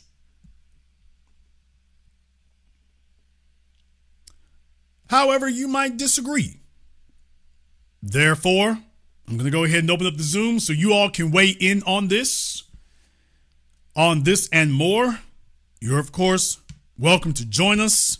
I want to thank everyone, and I do mean everybody who has contributed to tonight's program on PayPal, Super Chat, Venmo. Thank you very much for that. We appreciate that. To Nancy King, as always, thank you very much. Seven Simone Sam, thank you very much here as well. Y'all have been giving out memberships here tonight, so I've seen a bunch of y'all doing that, so we appreciate that also here. Black Powder Podcast, as always, is treating this the gift that keeps on giving, so you're welcome to go ahead and do that as well here. We're going to go ahead and take a very brief commercial, non-commercial break. When we come back, I'm going to open this up for you to call in and more. This is the Black Channel. Is your child struggling in school? Wish there was a way to get them the extra help they need? Mr. B, the teacher, is available for online tutoring on both tutor.com and varsitytutors.com platforms. He can help your child in a variety of subjects and is passionate about making learning fun and effective. And for even more learning tips, check out his book, Guidelines for the Successful Student, now available on amazon.com. For more information or to reach him directly, go to mrbtheteacher.com today.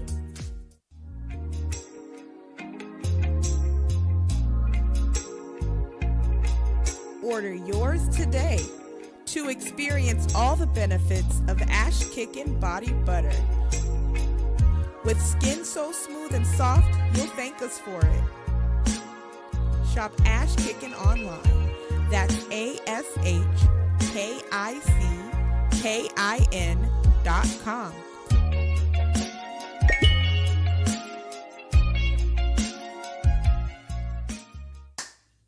Hi, this is Brenda Starr, creator of Poetry with a Purpose and author of the book Pressed But Not Crushed.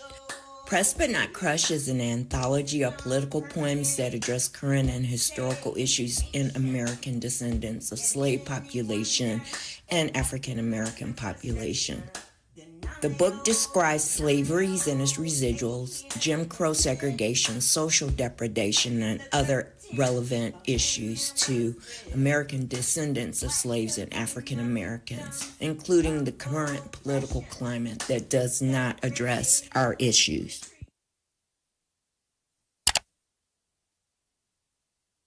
This is the Black Channel. I am your host, your brother, your humble servant, the Black Authority. Very glad to be with you all here this evening. I've gone ahead and posted the link to Zoom up there at the top of the chat. So if you want to go ahead and give me a call on that, you may. So that's an option that's available to you here. Also, we're talking about the Black Male Summit, the BET Black Male Summit. It was cringeworthy is not a strong enough term.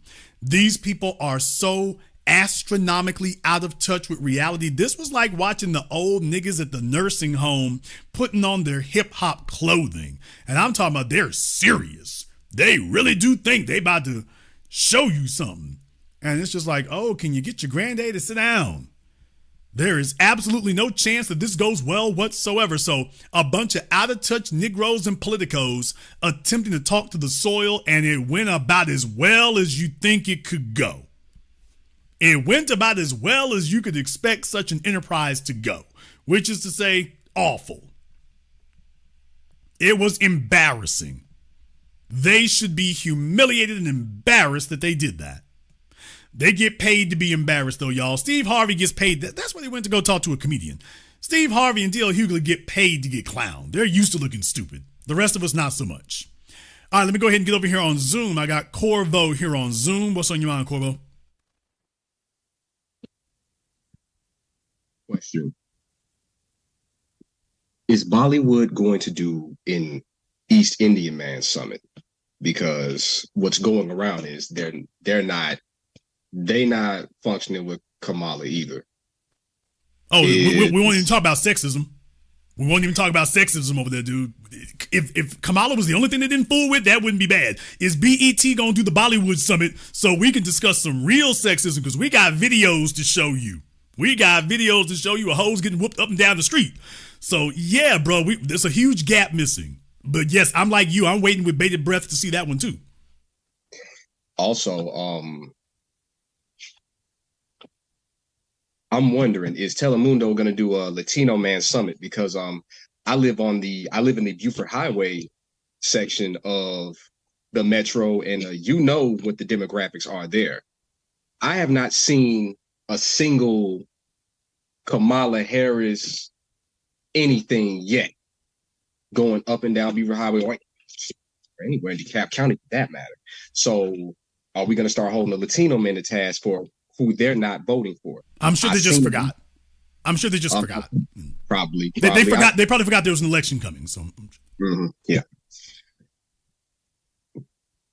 So, and while we on it, in terms of the Democratic Party in general,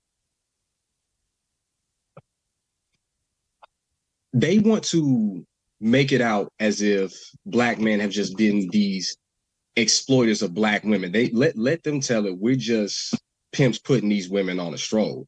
But from these past 2 to 4 years, from get your booty to the pole to Saucy Santana threatening to withhold something that I'm assuming he doesn't even have from black men, they talking to us like we're tricks.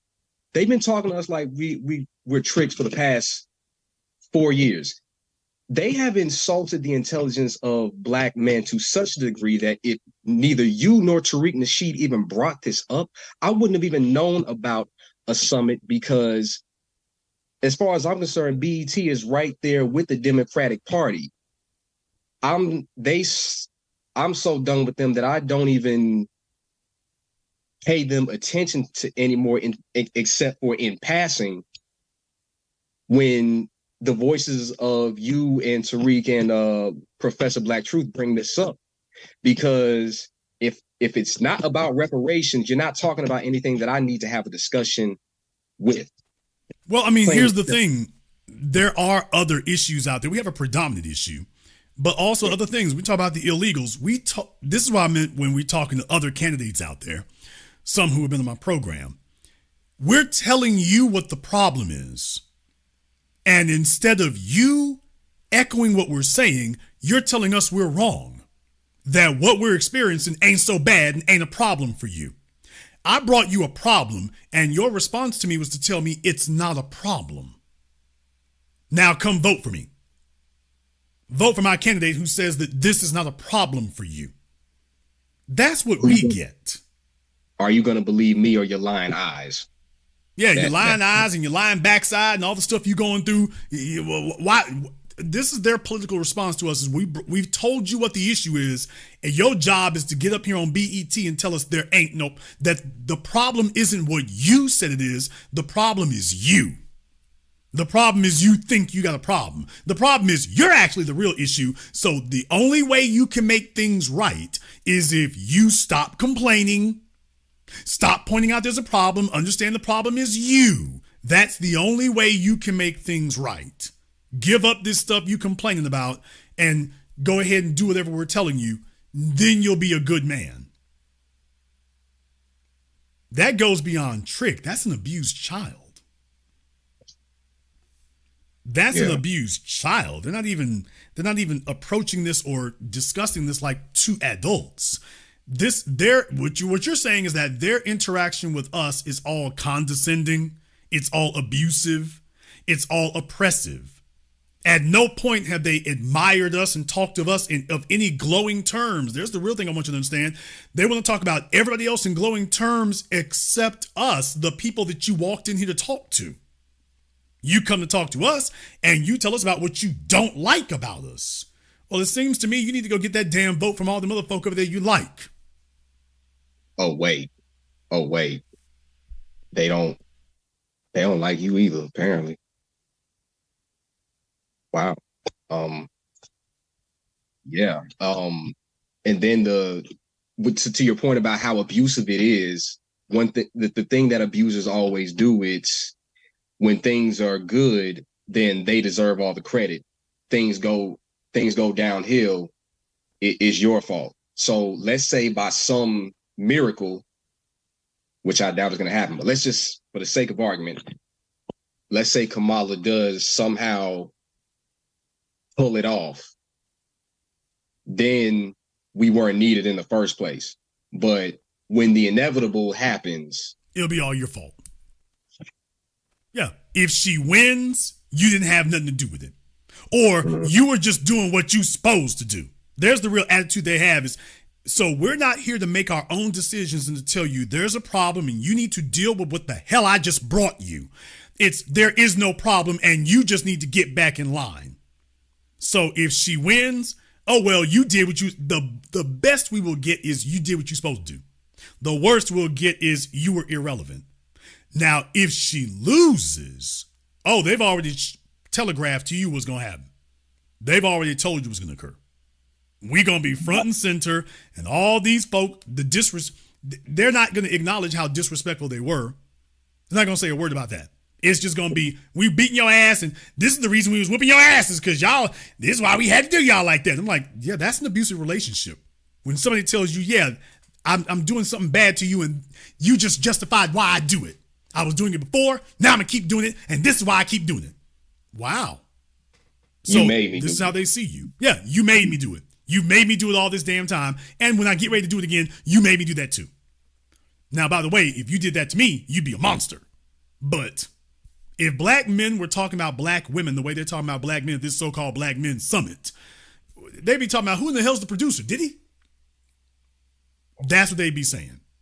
So, right. But just understand, these folk are paid to do this.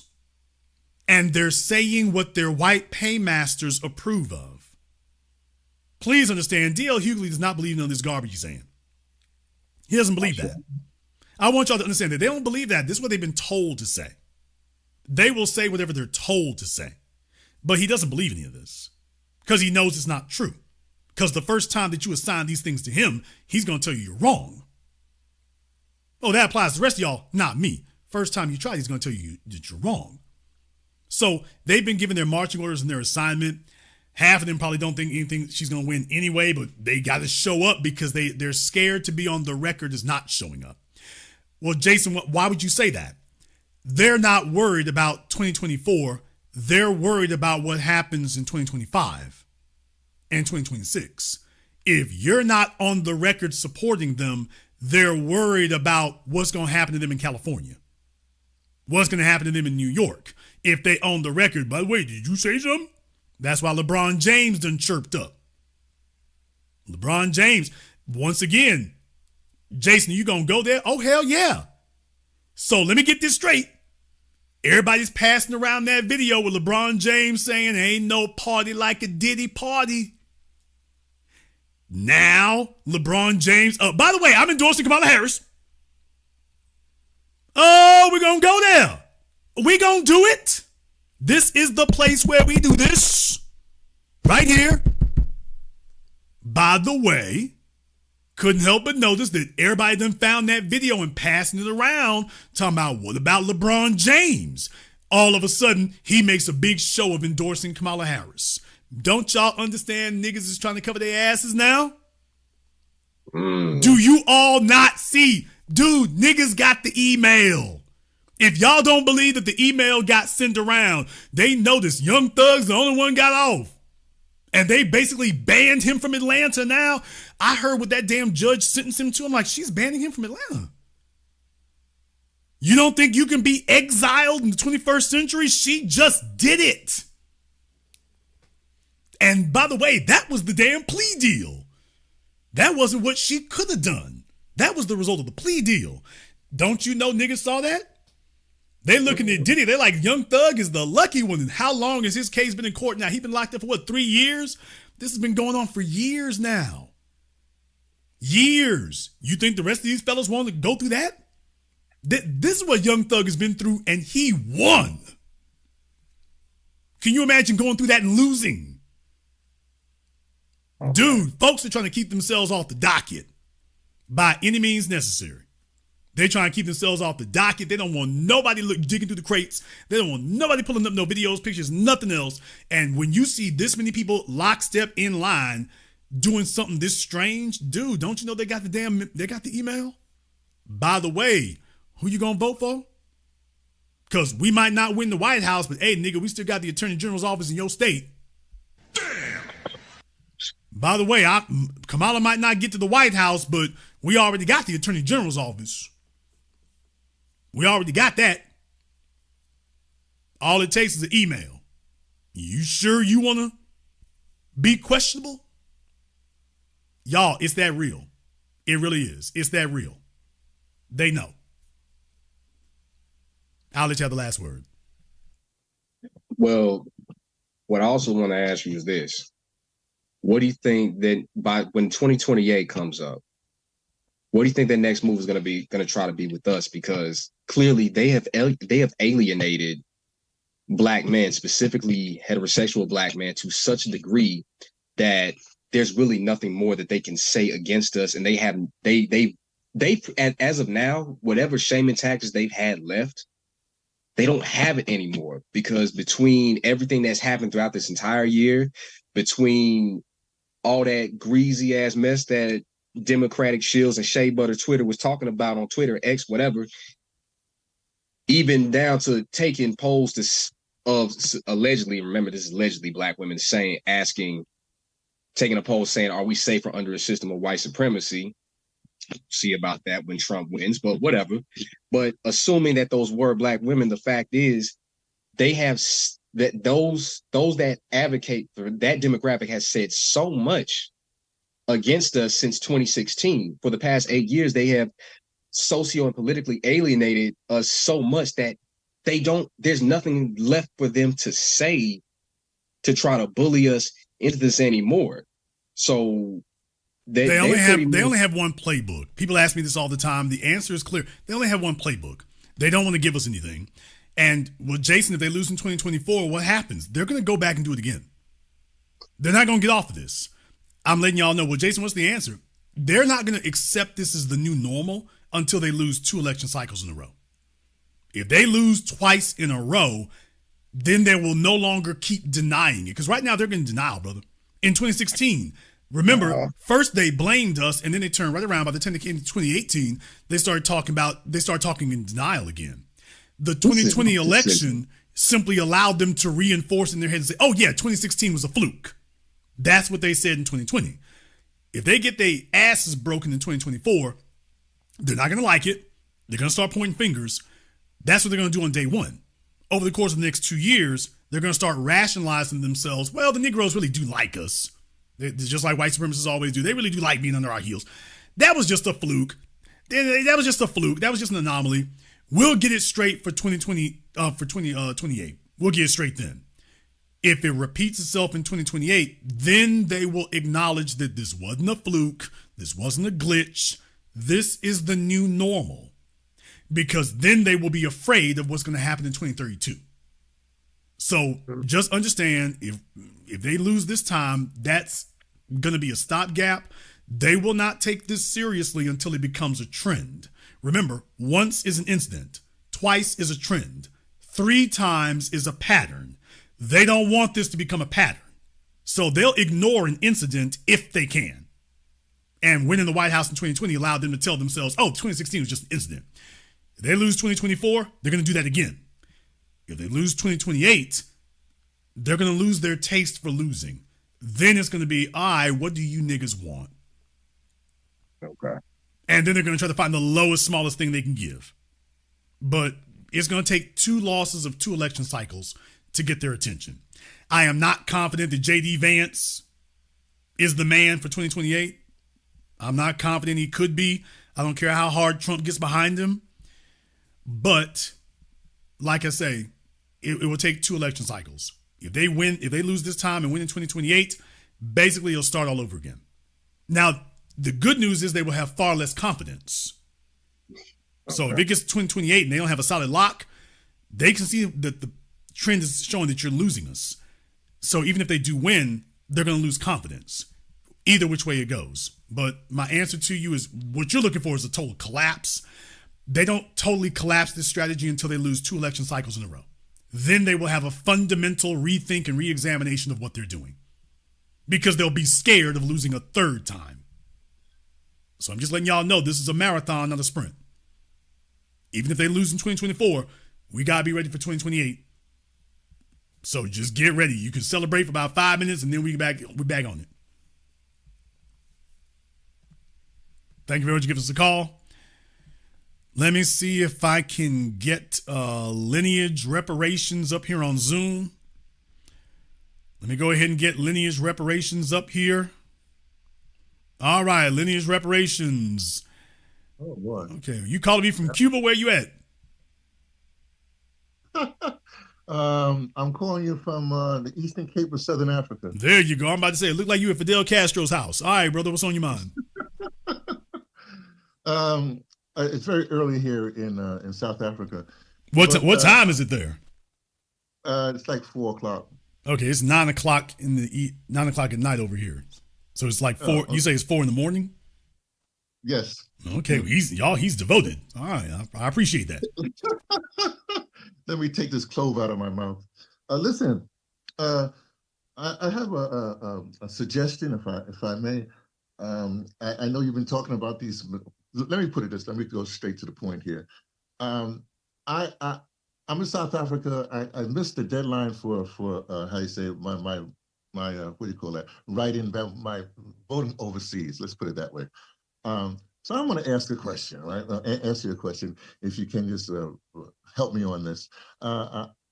If I were to vote, if I could vote, I vote in Virginia, and what would happen is I would go to the poll and I would write in, okay, because my one issue is reparations, and I also have a history like no war. So those are my 2 issues, which I guess the Green Party has that. But what I would write in any place on the ballot in Virginia, we just do in this kind of cycle. We just do the president, vice president. You might have a Congress, and you might have a senator, and maybe a governor. They don't do other down ballot stuff. They do that as a separate election, right? So someplace on the ballot, I would write in lineage reparations. Okay, and maybe someplace else, I would write in no war. Now, for me, I was listening to the Green Party. I usually vote how you say the platforms. Now the Green Party. Okay, brother. Let me find out here. Did you have a question? Yes. What do you think about that? Writing in lineage reparations rather than just sitting out the elections, because you then it becomes a thing where everybody sees whoever. Well, first of all, let's be clear. Nobody's really going to see that. Folks writing in candidates and things like that. Let's be honest. Nobody's going to see that. However, there is the one thing they will see. They're not going to see what you did, brother. They're going to see what you didn't do. Whether you want it or not, they have an expectation of what you are, quote, supposed to do next Tuesday. They have an expectation. That's what they're looking for.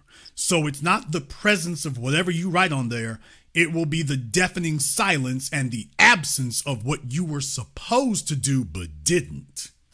That's what everybody's going to see. Yeah, I understand that. But I'm talking about in years to come, when they go back all these roles, and when I say they, I just meant the history. Let's put it that way. They would see how because these basically when you vote, it's not a vote, it's a poll. It's actually right, but remember, those kind of things aren't really given out though. So your voting record isn't really given out. I mean, they do tabulate candidates. So like I say, in that idea, yeah, you could. But other than that, brother, there won't be anybody really counting that. You know, I mean, if you vote for your uncle, nobody's going to know that you voted for him except you. The TV stations won't cover it. The News stations won't cover it. That's not going to happen. So what I'm saying is that if you do it, you're going to be doing it for your own conscience, not for historical record or for somebody else to see it. Because, I mean, if you want my just brutally honest, the brutally honest reality is that wouldn't happen. If you do this, this would be for you. Mm-hmm. Well, again, and by the way, that's what it's supposed to be. By the way, that's what it's supposed to be. I don't give a damn. Think about it like this, brother. I don't give a damn if 99% of America wants to vote for chattel slavery. I don't care if only 1% of us say no. I don't care if folk remember it. My job is that I said no. I don't care what's popular. I don't care what's notorious. I don't care what's high profile. I don't care what's seen. The real point of voting, brother, is to vote your conscience. So the most important person seeing it is not history or lineage or somebody going digging through voter rolls, which they couldn't do in the first place. The real thing is, are you voting your conscience? The most important person, the only one who sees it, and the only one that matters is you. Can you live with voting for slavery? Can you live with voting against it? Can you live with whatever you vote with? Then let me do it two ways. Then I would do it. I would vote Jill Stein because, or the third Green Party, because they have on their platform they have both a lineage of both reparations as well as no war. And then someplace else on the ballot, I would write in my thing because I feel like I need to do that. Okay. Did you see my interviews with Jill Stein and Butch Ware? Yes, I saw them both. Butch is Butch is in he's not a politician yet. He needs to season himself. We'll see what happens. But you also heard what Jill Stein said. Yeah, Jill Stein is okay. So if you saw my interview, you heard and saw everything. So at this point here, whatever decision you make, you will make it with your eyes wide open. That's true. Well, again, I'm saying that their platform says they have nobody else's platform has reparations. That's what I'm trying to say. So I usually vote platform. I used to do that in D.C. Because when they had a D.C. statehood, and then all of a sudden when Bill Clinton got in, he told Jesse, "No, we're not going to do that," because they just abandon their platforms all the time. So that's the way I feel about that. Okay. Well, thank you very much for checking in, and peace down there in South Africa. If you talk to Brother Julius Malema, let me know. Yeah, y'all, he has a great connection down there in South Africa. I mean, the electricity wasn't blinking on and off and whatnot. And he had a good internet connection, so they're trying to get their act together down there. I got niggas in the Bronx, they stuff going in and out. What? Yeah, I got folks calling me from the Bronx, their signal going in and out. He down there in South Africa and crisp and clear. So I'm like, okay. The Time Warner people done gone down there and wired them up for internet. Let me go ahead and see if I can get Stu up here on Zoom. Oh, Tyrone said everybody else in South Africa's asleep. Well, you say he's the only one using the internet right now? When them 3 houses down the block open up, he's going to start glitching? Okay. All right, Stu, go ahead and unmute yourself. Stu is working on it. Oh, Stu is working on this newfangled technology. Okay, Stu is sitting there smiling, but he ain't figured out how to unmute himself yet, so. Oh, Stu, it ain't going well, brother. It is not going well for you, Stu. I can give you another couple of moments here, but I can't sit here all night while you need tech support.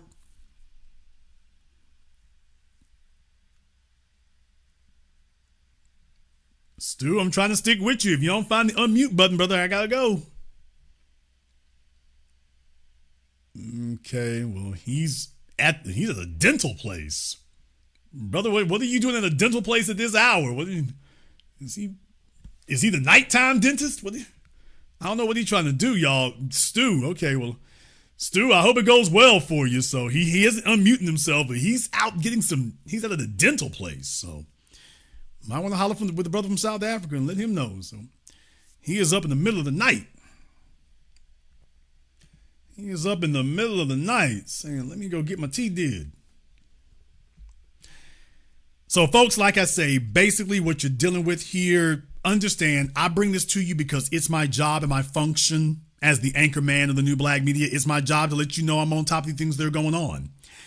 It is also important to let you know who it was who spoke against us, because I'm making a record of this so you all can make a record of this. They're showing their true base motives. They're letting you know how lowly they really think of us, and we getting it on the record. So when these things come up later, when they try to come back later and be like, oh, I was with y'all the whole time, y'all know what it's going to be. DL Hughley and the rest of them going to be like, hey, boo. Hey, boo. Yeah, all that stuff with Kamala, we need to talk about that. Nigga, we ain't got nothing to talk about. We ain't got nothing to talk about. Don't worry about it. Let me go ahead and see if I can get Sharice up here on Zoom. Let me try to get Sharice on Zoom. There you go, Sharice.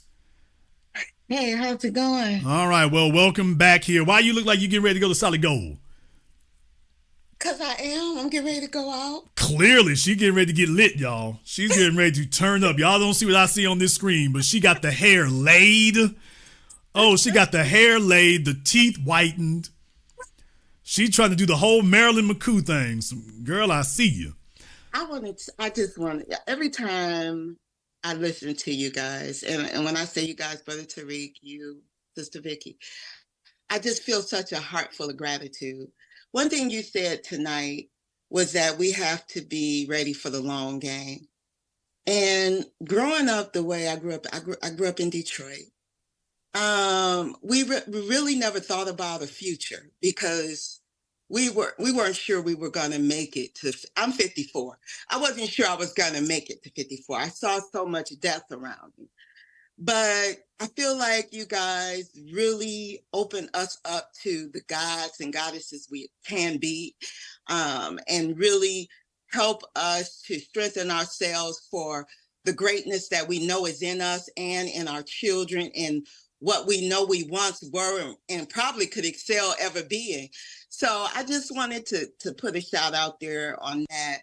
And I do love the fact that regardless of who gets in office, we have delineated.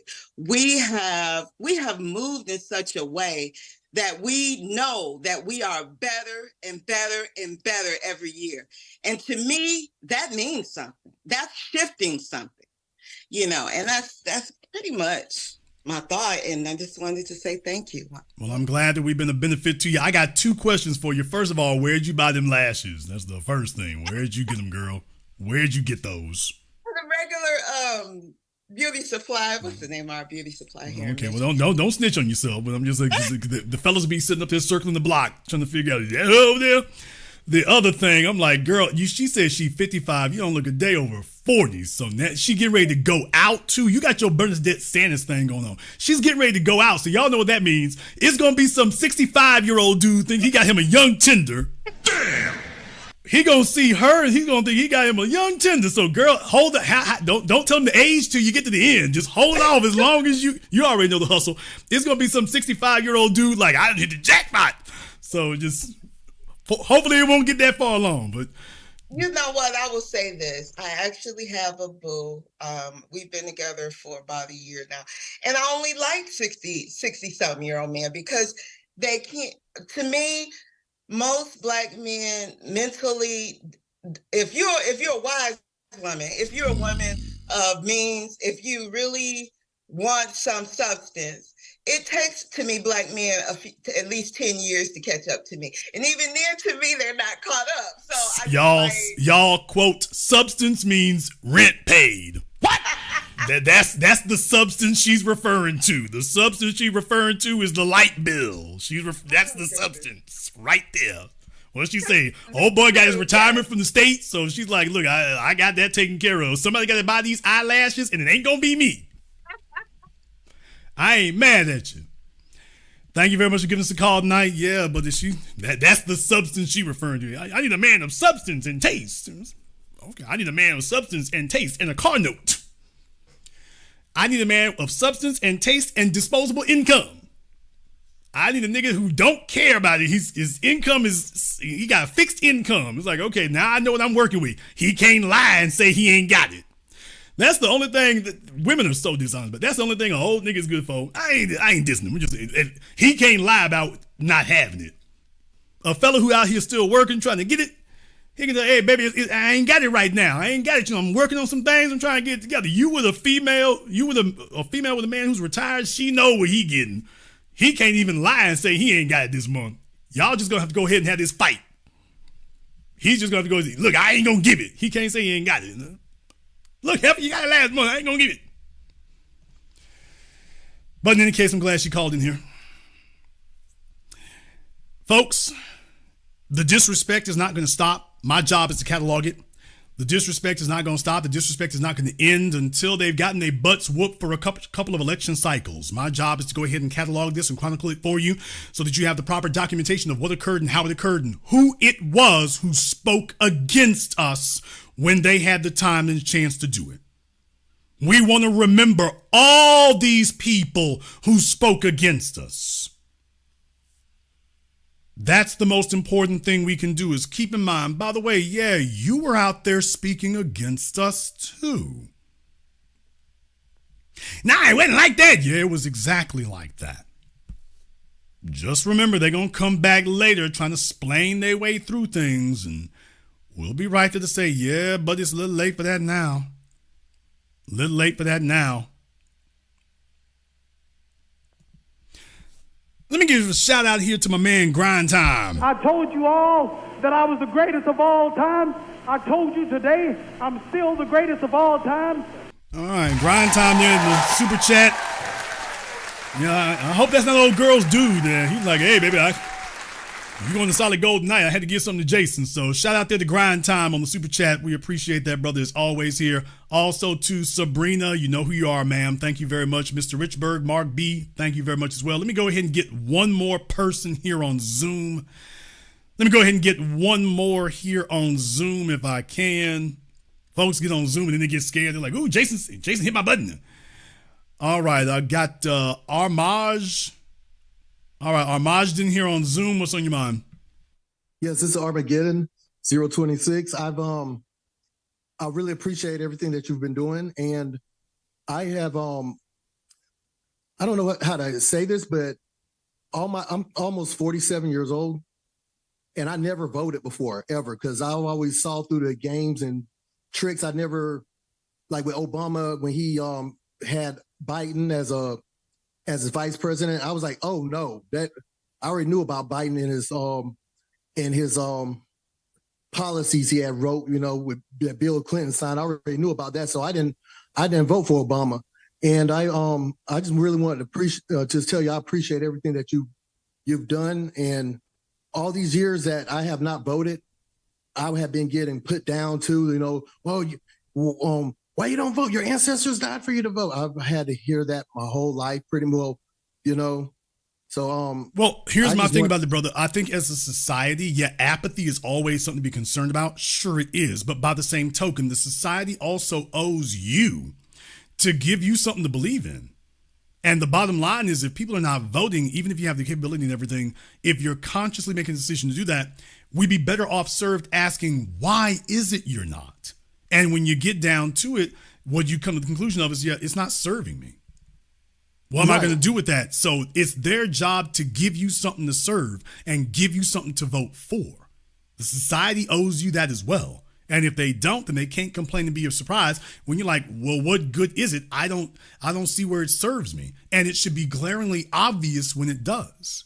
It shouldn't be something I got to fight for and fight through and hold my nose and all that. No, this should be something that should be fairly obvious. Yes. And, it makes me feel good. I see other people getting on the same page that I've been on, I'm like, apparently I must have been doing the right thing, Well, like I say, the only wasted vote is voting for something you don't believe in. So whoever y'all vote for, I don't care who it is you vote for necessarily. If you're voting for black empowerment, it's the only option, the only advice I would give you. But more than that, don't vote for something you do not wholeheartedly believe in. That's the only wasted vote.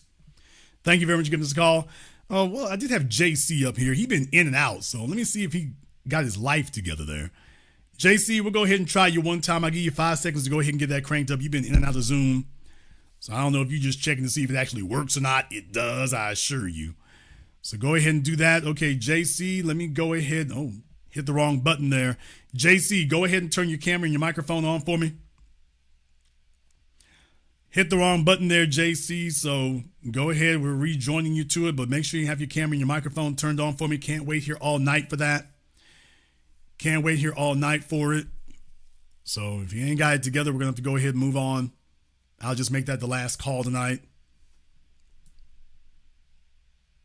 Waiting for JC there. Okay, JC has been abducted. We're going to go ahead and end that right there. Look, folks, coming down the home stretch, this will be a historic election in a number of different ways.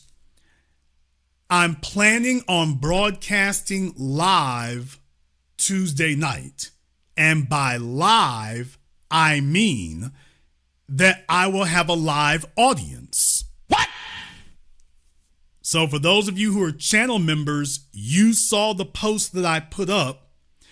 So some of you will be getting contacted about that. Some of you will be getting contacted about that. I know it's kind of short notice, but we'll see. Some of you will there. What I'm going to tell you is I'm going to allow you to email me, but here's the thing. If your screen name starts with the letters M-N-O-P, the letter M like Mary, the letter N like Nancy, the letter O like Ocean, the letter P like Phoenix. If your name starts with M-N-O-P, and from those of you who left a comment, no new people, but for my channel members on that post who left a comment, if your name starts with the letter M, N, O, or P, I want you to go ahead and email me at theblackauthority@yahoo.com. That's theblackauthority@yahoo.com. We'll see about going over the procedure for that. It's a little short notice, but those are the ones right there. And I didn't just choose that out of a hat. I didn't just choose it for no reason. Please be aware, if you contact me, we'll go from there. If you don't, you had your chance. So just be aware. But this Tuesday, I will be broadcasting live on election night. I will have some of you there in person with me while I'm doing it. So think of this as a live studio audience. Belize, gal, girl, C, the letter C. All right. But that will be happening here as well. So this will be a first time doing this. It'll be very interesting to see how it goes. It'll be interesting to see how it goes. I'll be interested to see how it goes. We're going to go ahead and wrap things up here tonight. If you are new here to the Black Channel, welcome to the Haven of Intelligent Black Thought. We do this every weekend, holidays, some days in between. So click that red subscribe button, click that yellow notification bell, join us each and every time that we're here. If you haven't been to blackchannelfilms.com, that's our website for our groundbreaking best-selling documentary work, which anchors the new black media, so you're welcome to that as well. Got a few things in mind, got a few special things in mind for my remaining cities for 8 a.m. We're going outside of the box, but I have a few remaining things in mind. I think you're going to dig this. In the meantime, though, I want to thank everyone who has contributed to support tonight's program on PayPal, Super Chat, Venmo. Thank you very much for your support. Thank you to all of you for liking and subscribing and sharing. And this concludes tonight's broadcast of the Black Channel. I am your host, your brother, your humble servant, the Black Authority. And until next time, my brothers and my sisters from around the world, remember, black is the future, and the future is uncompromising.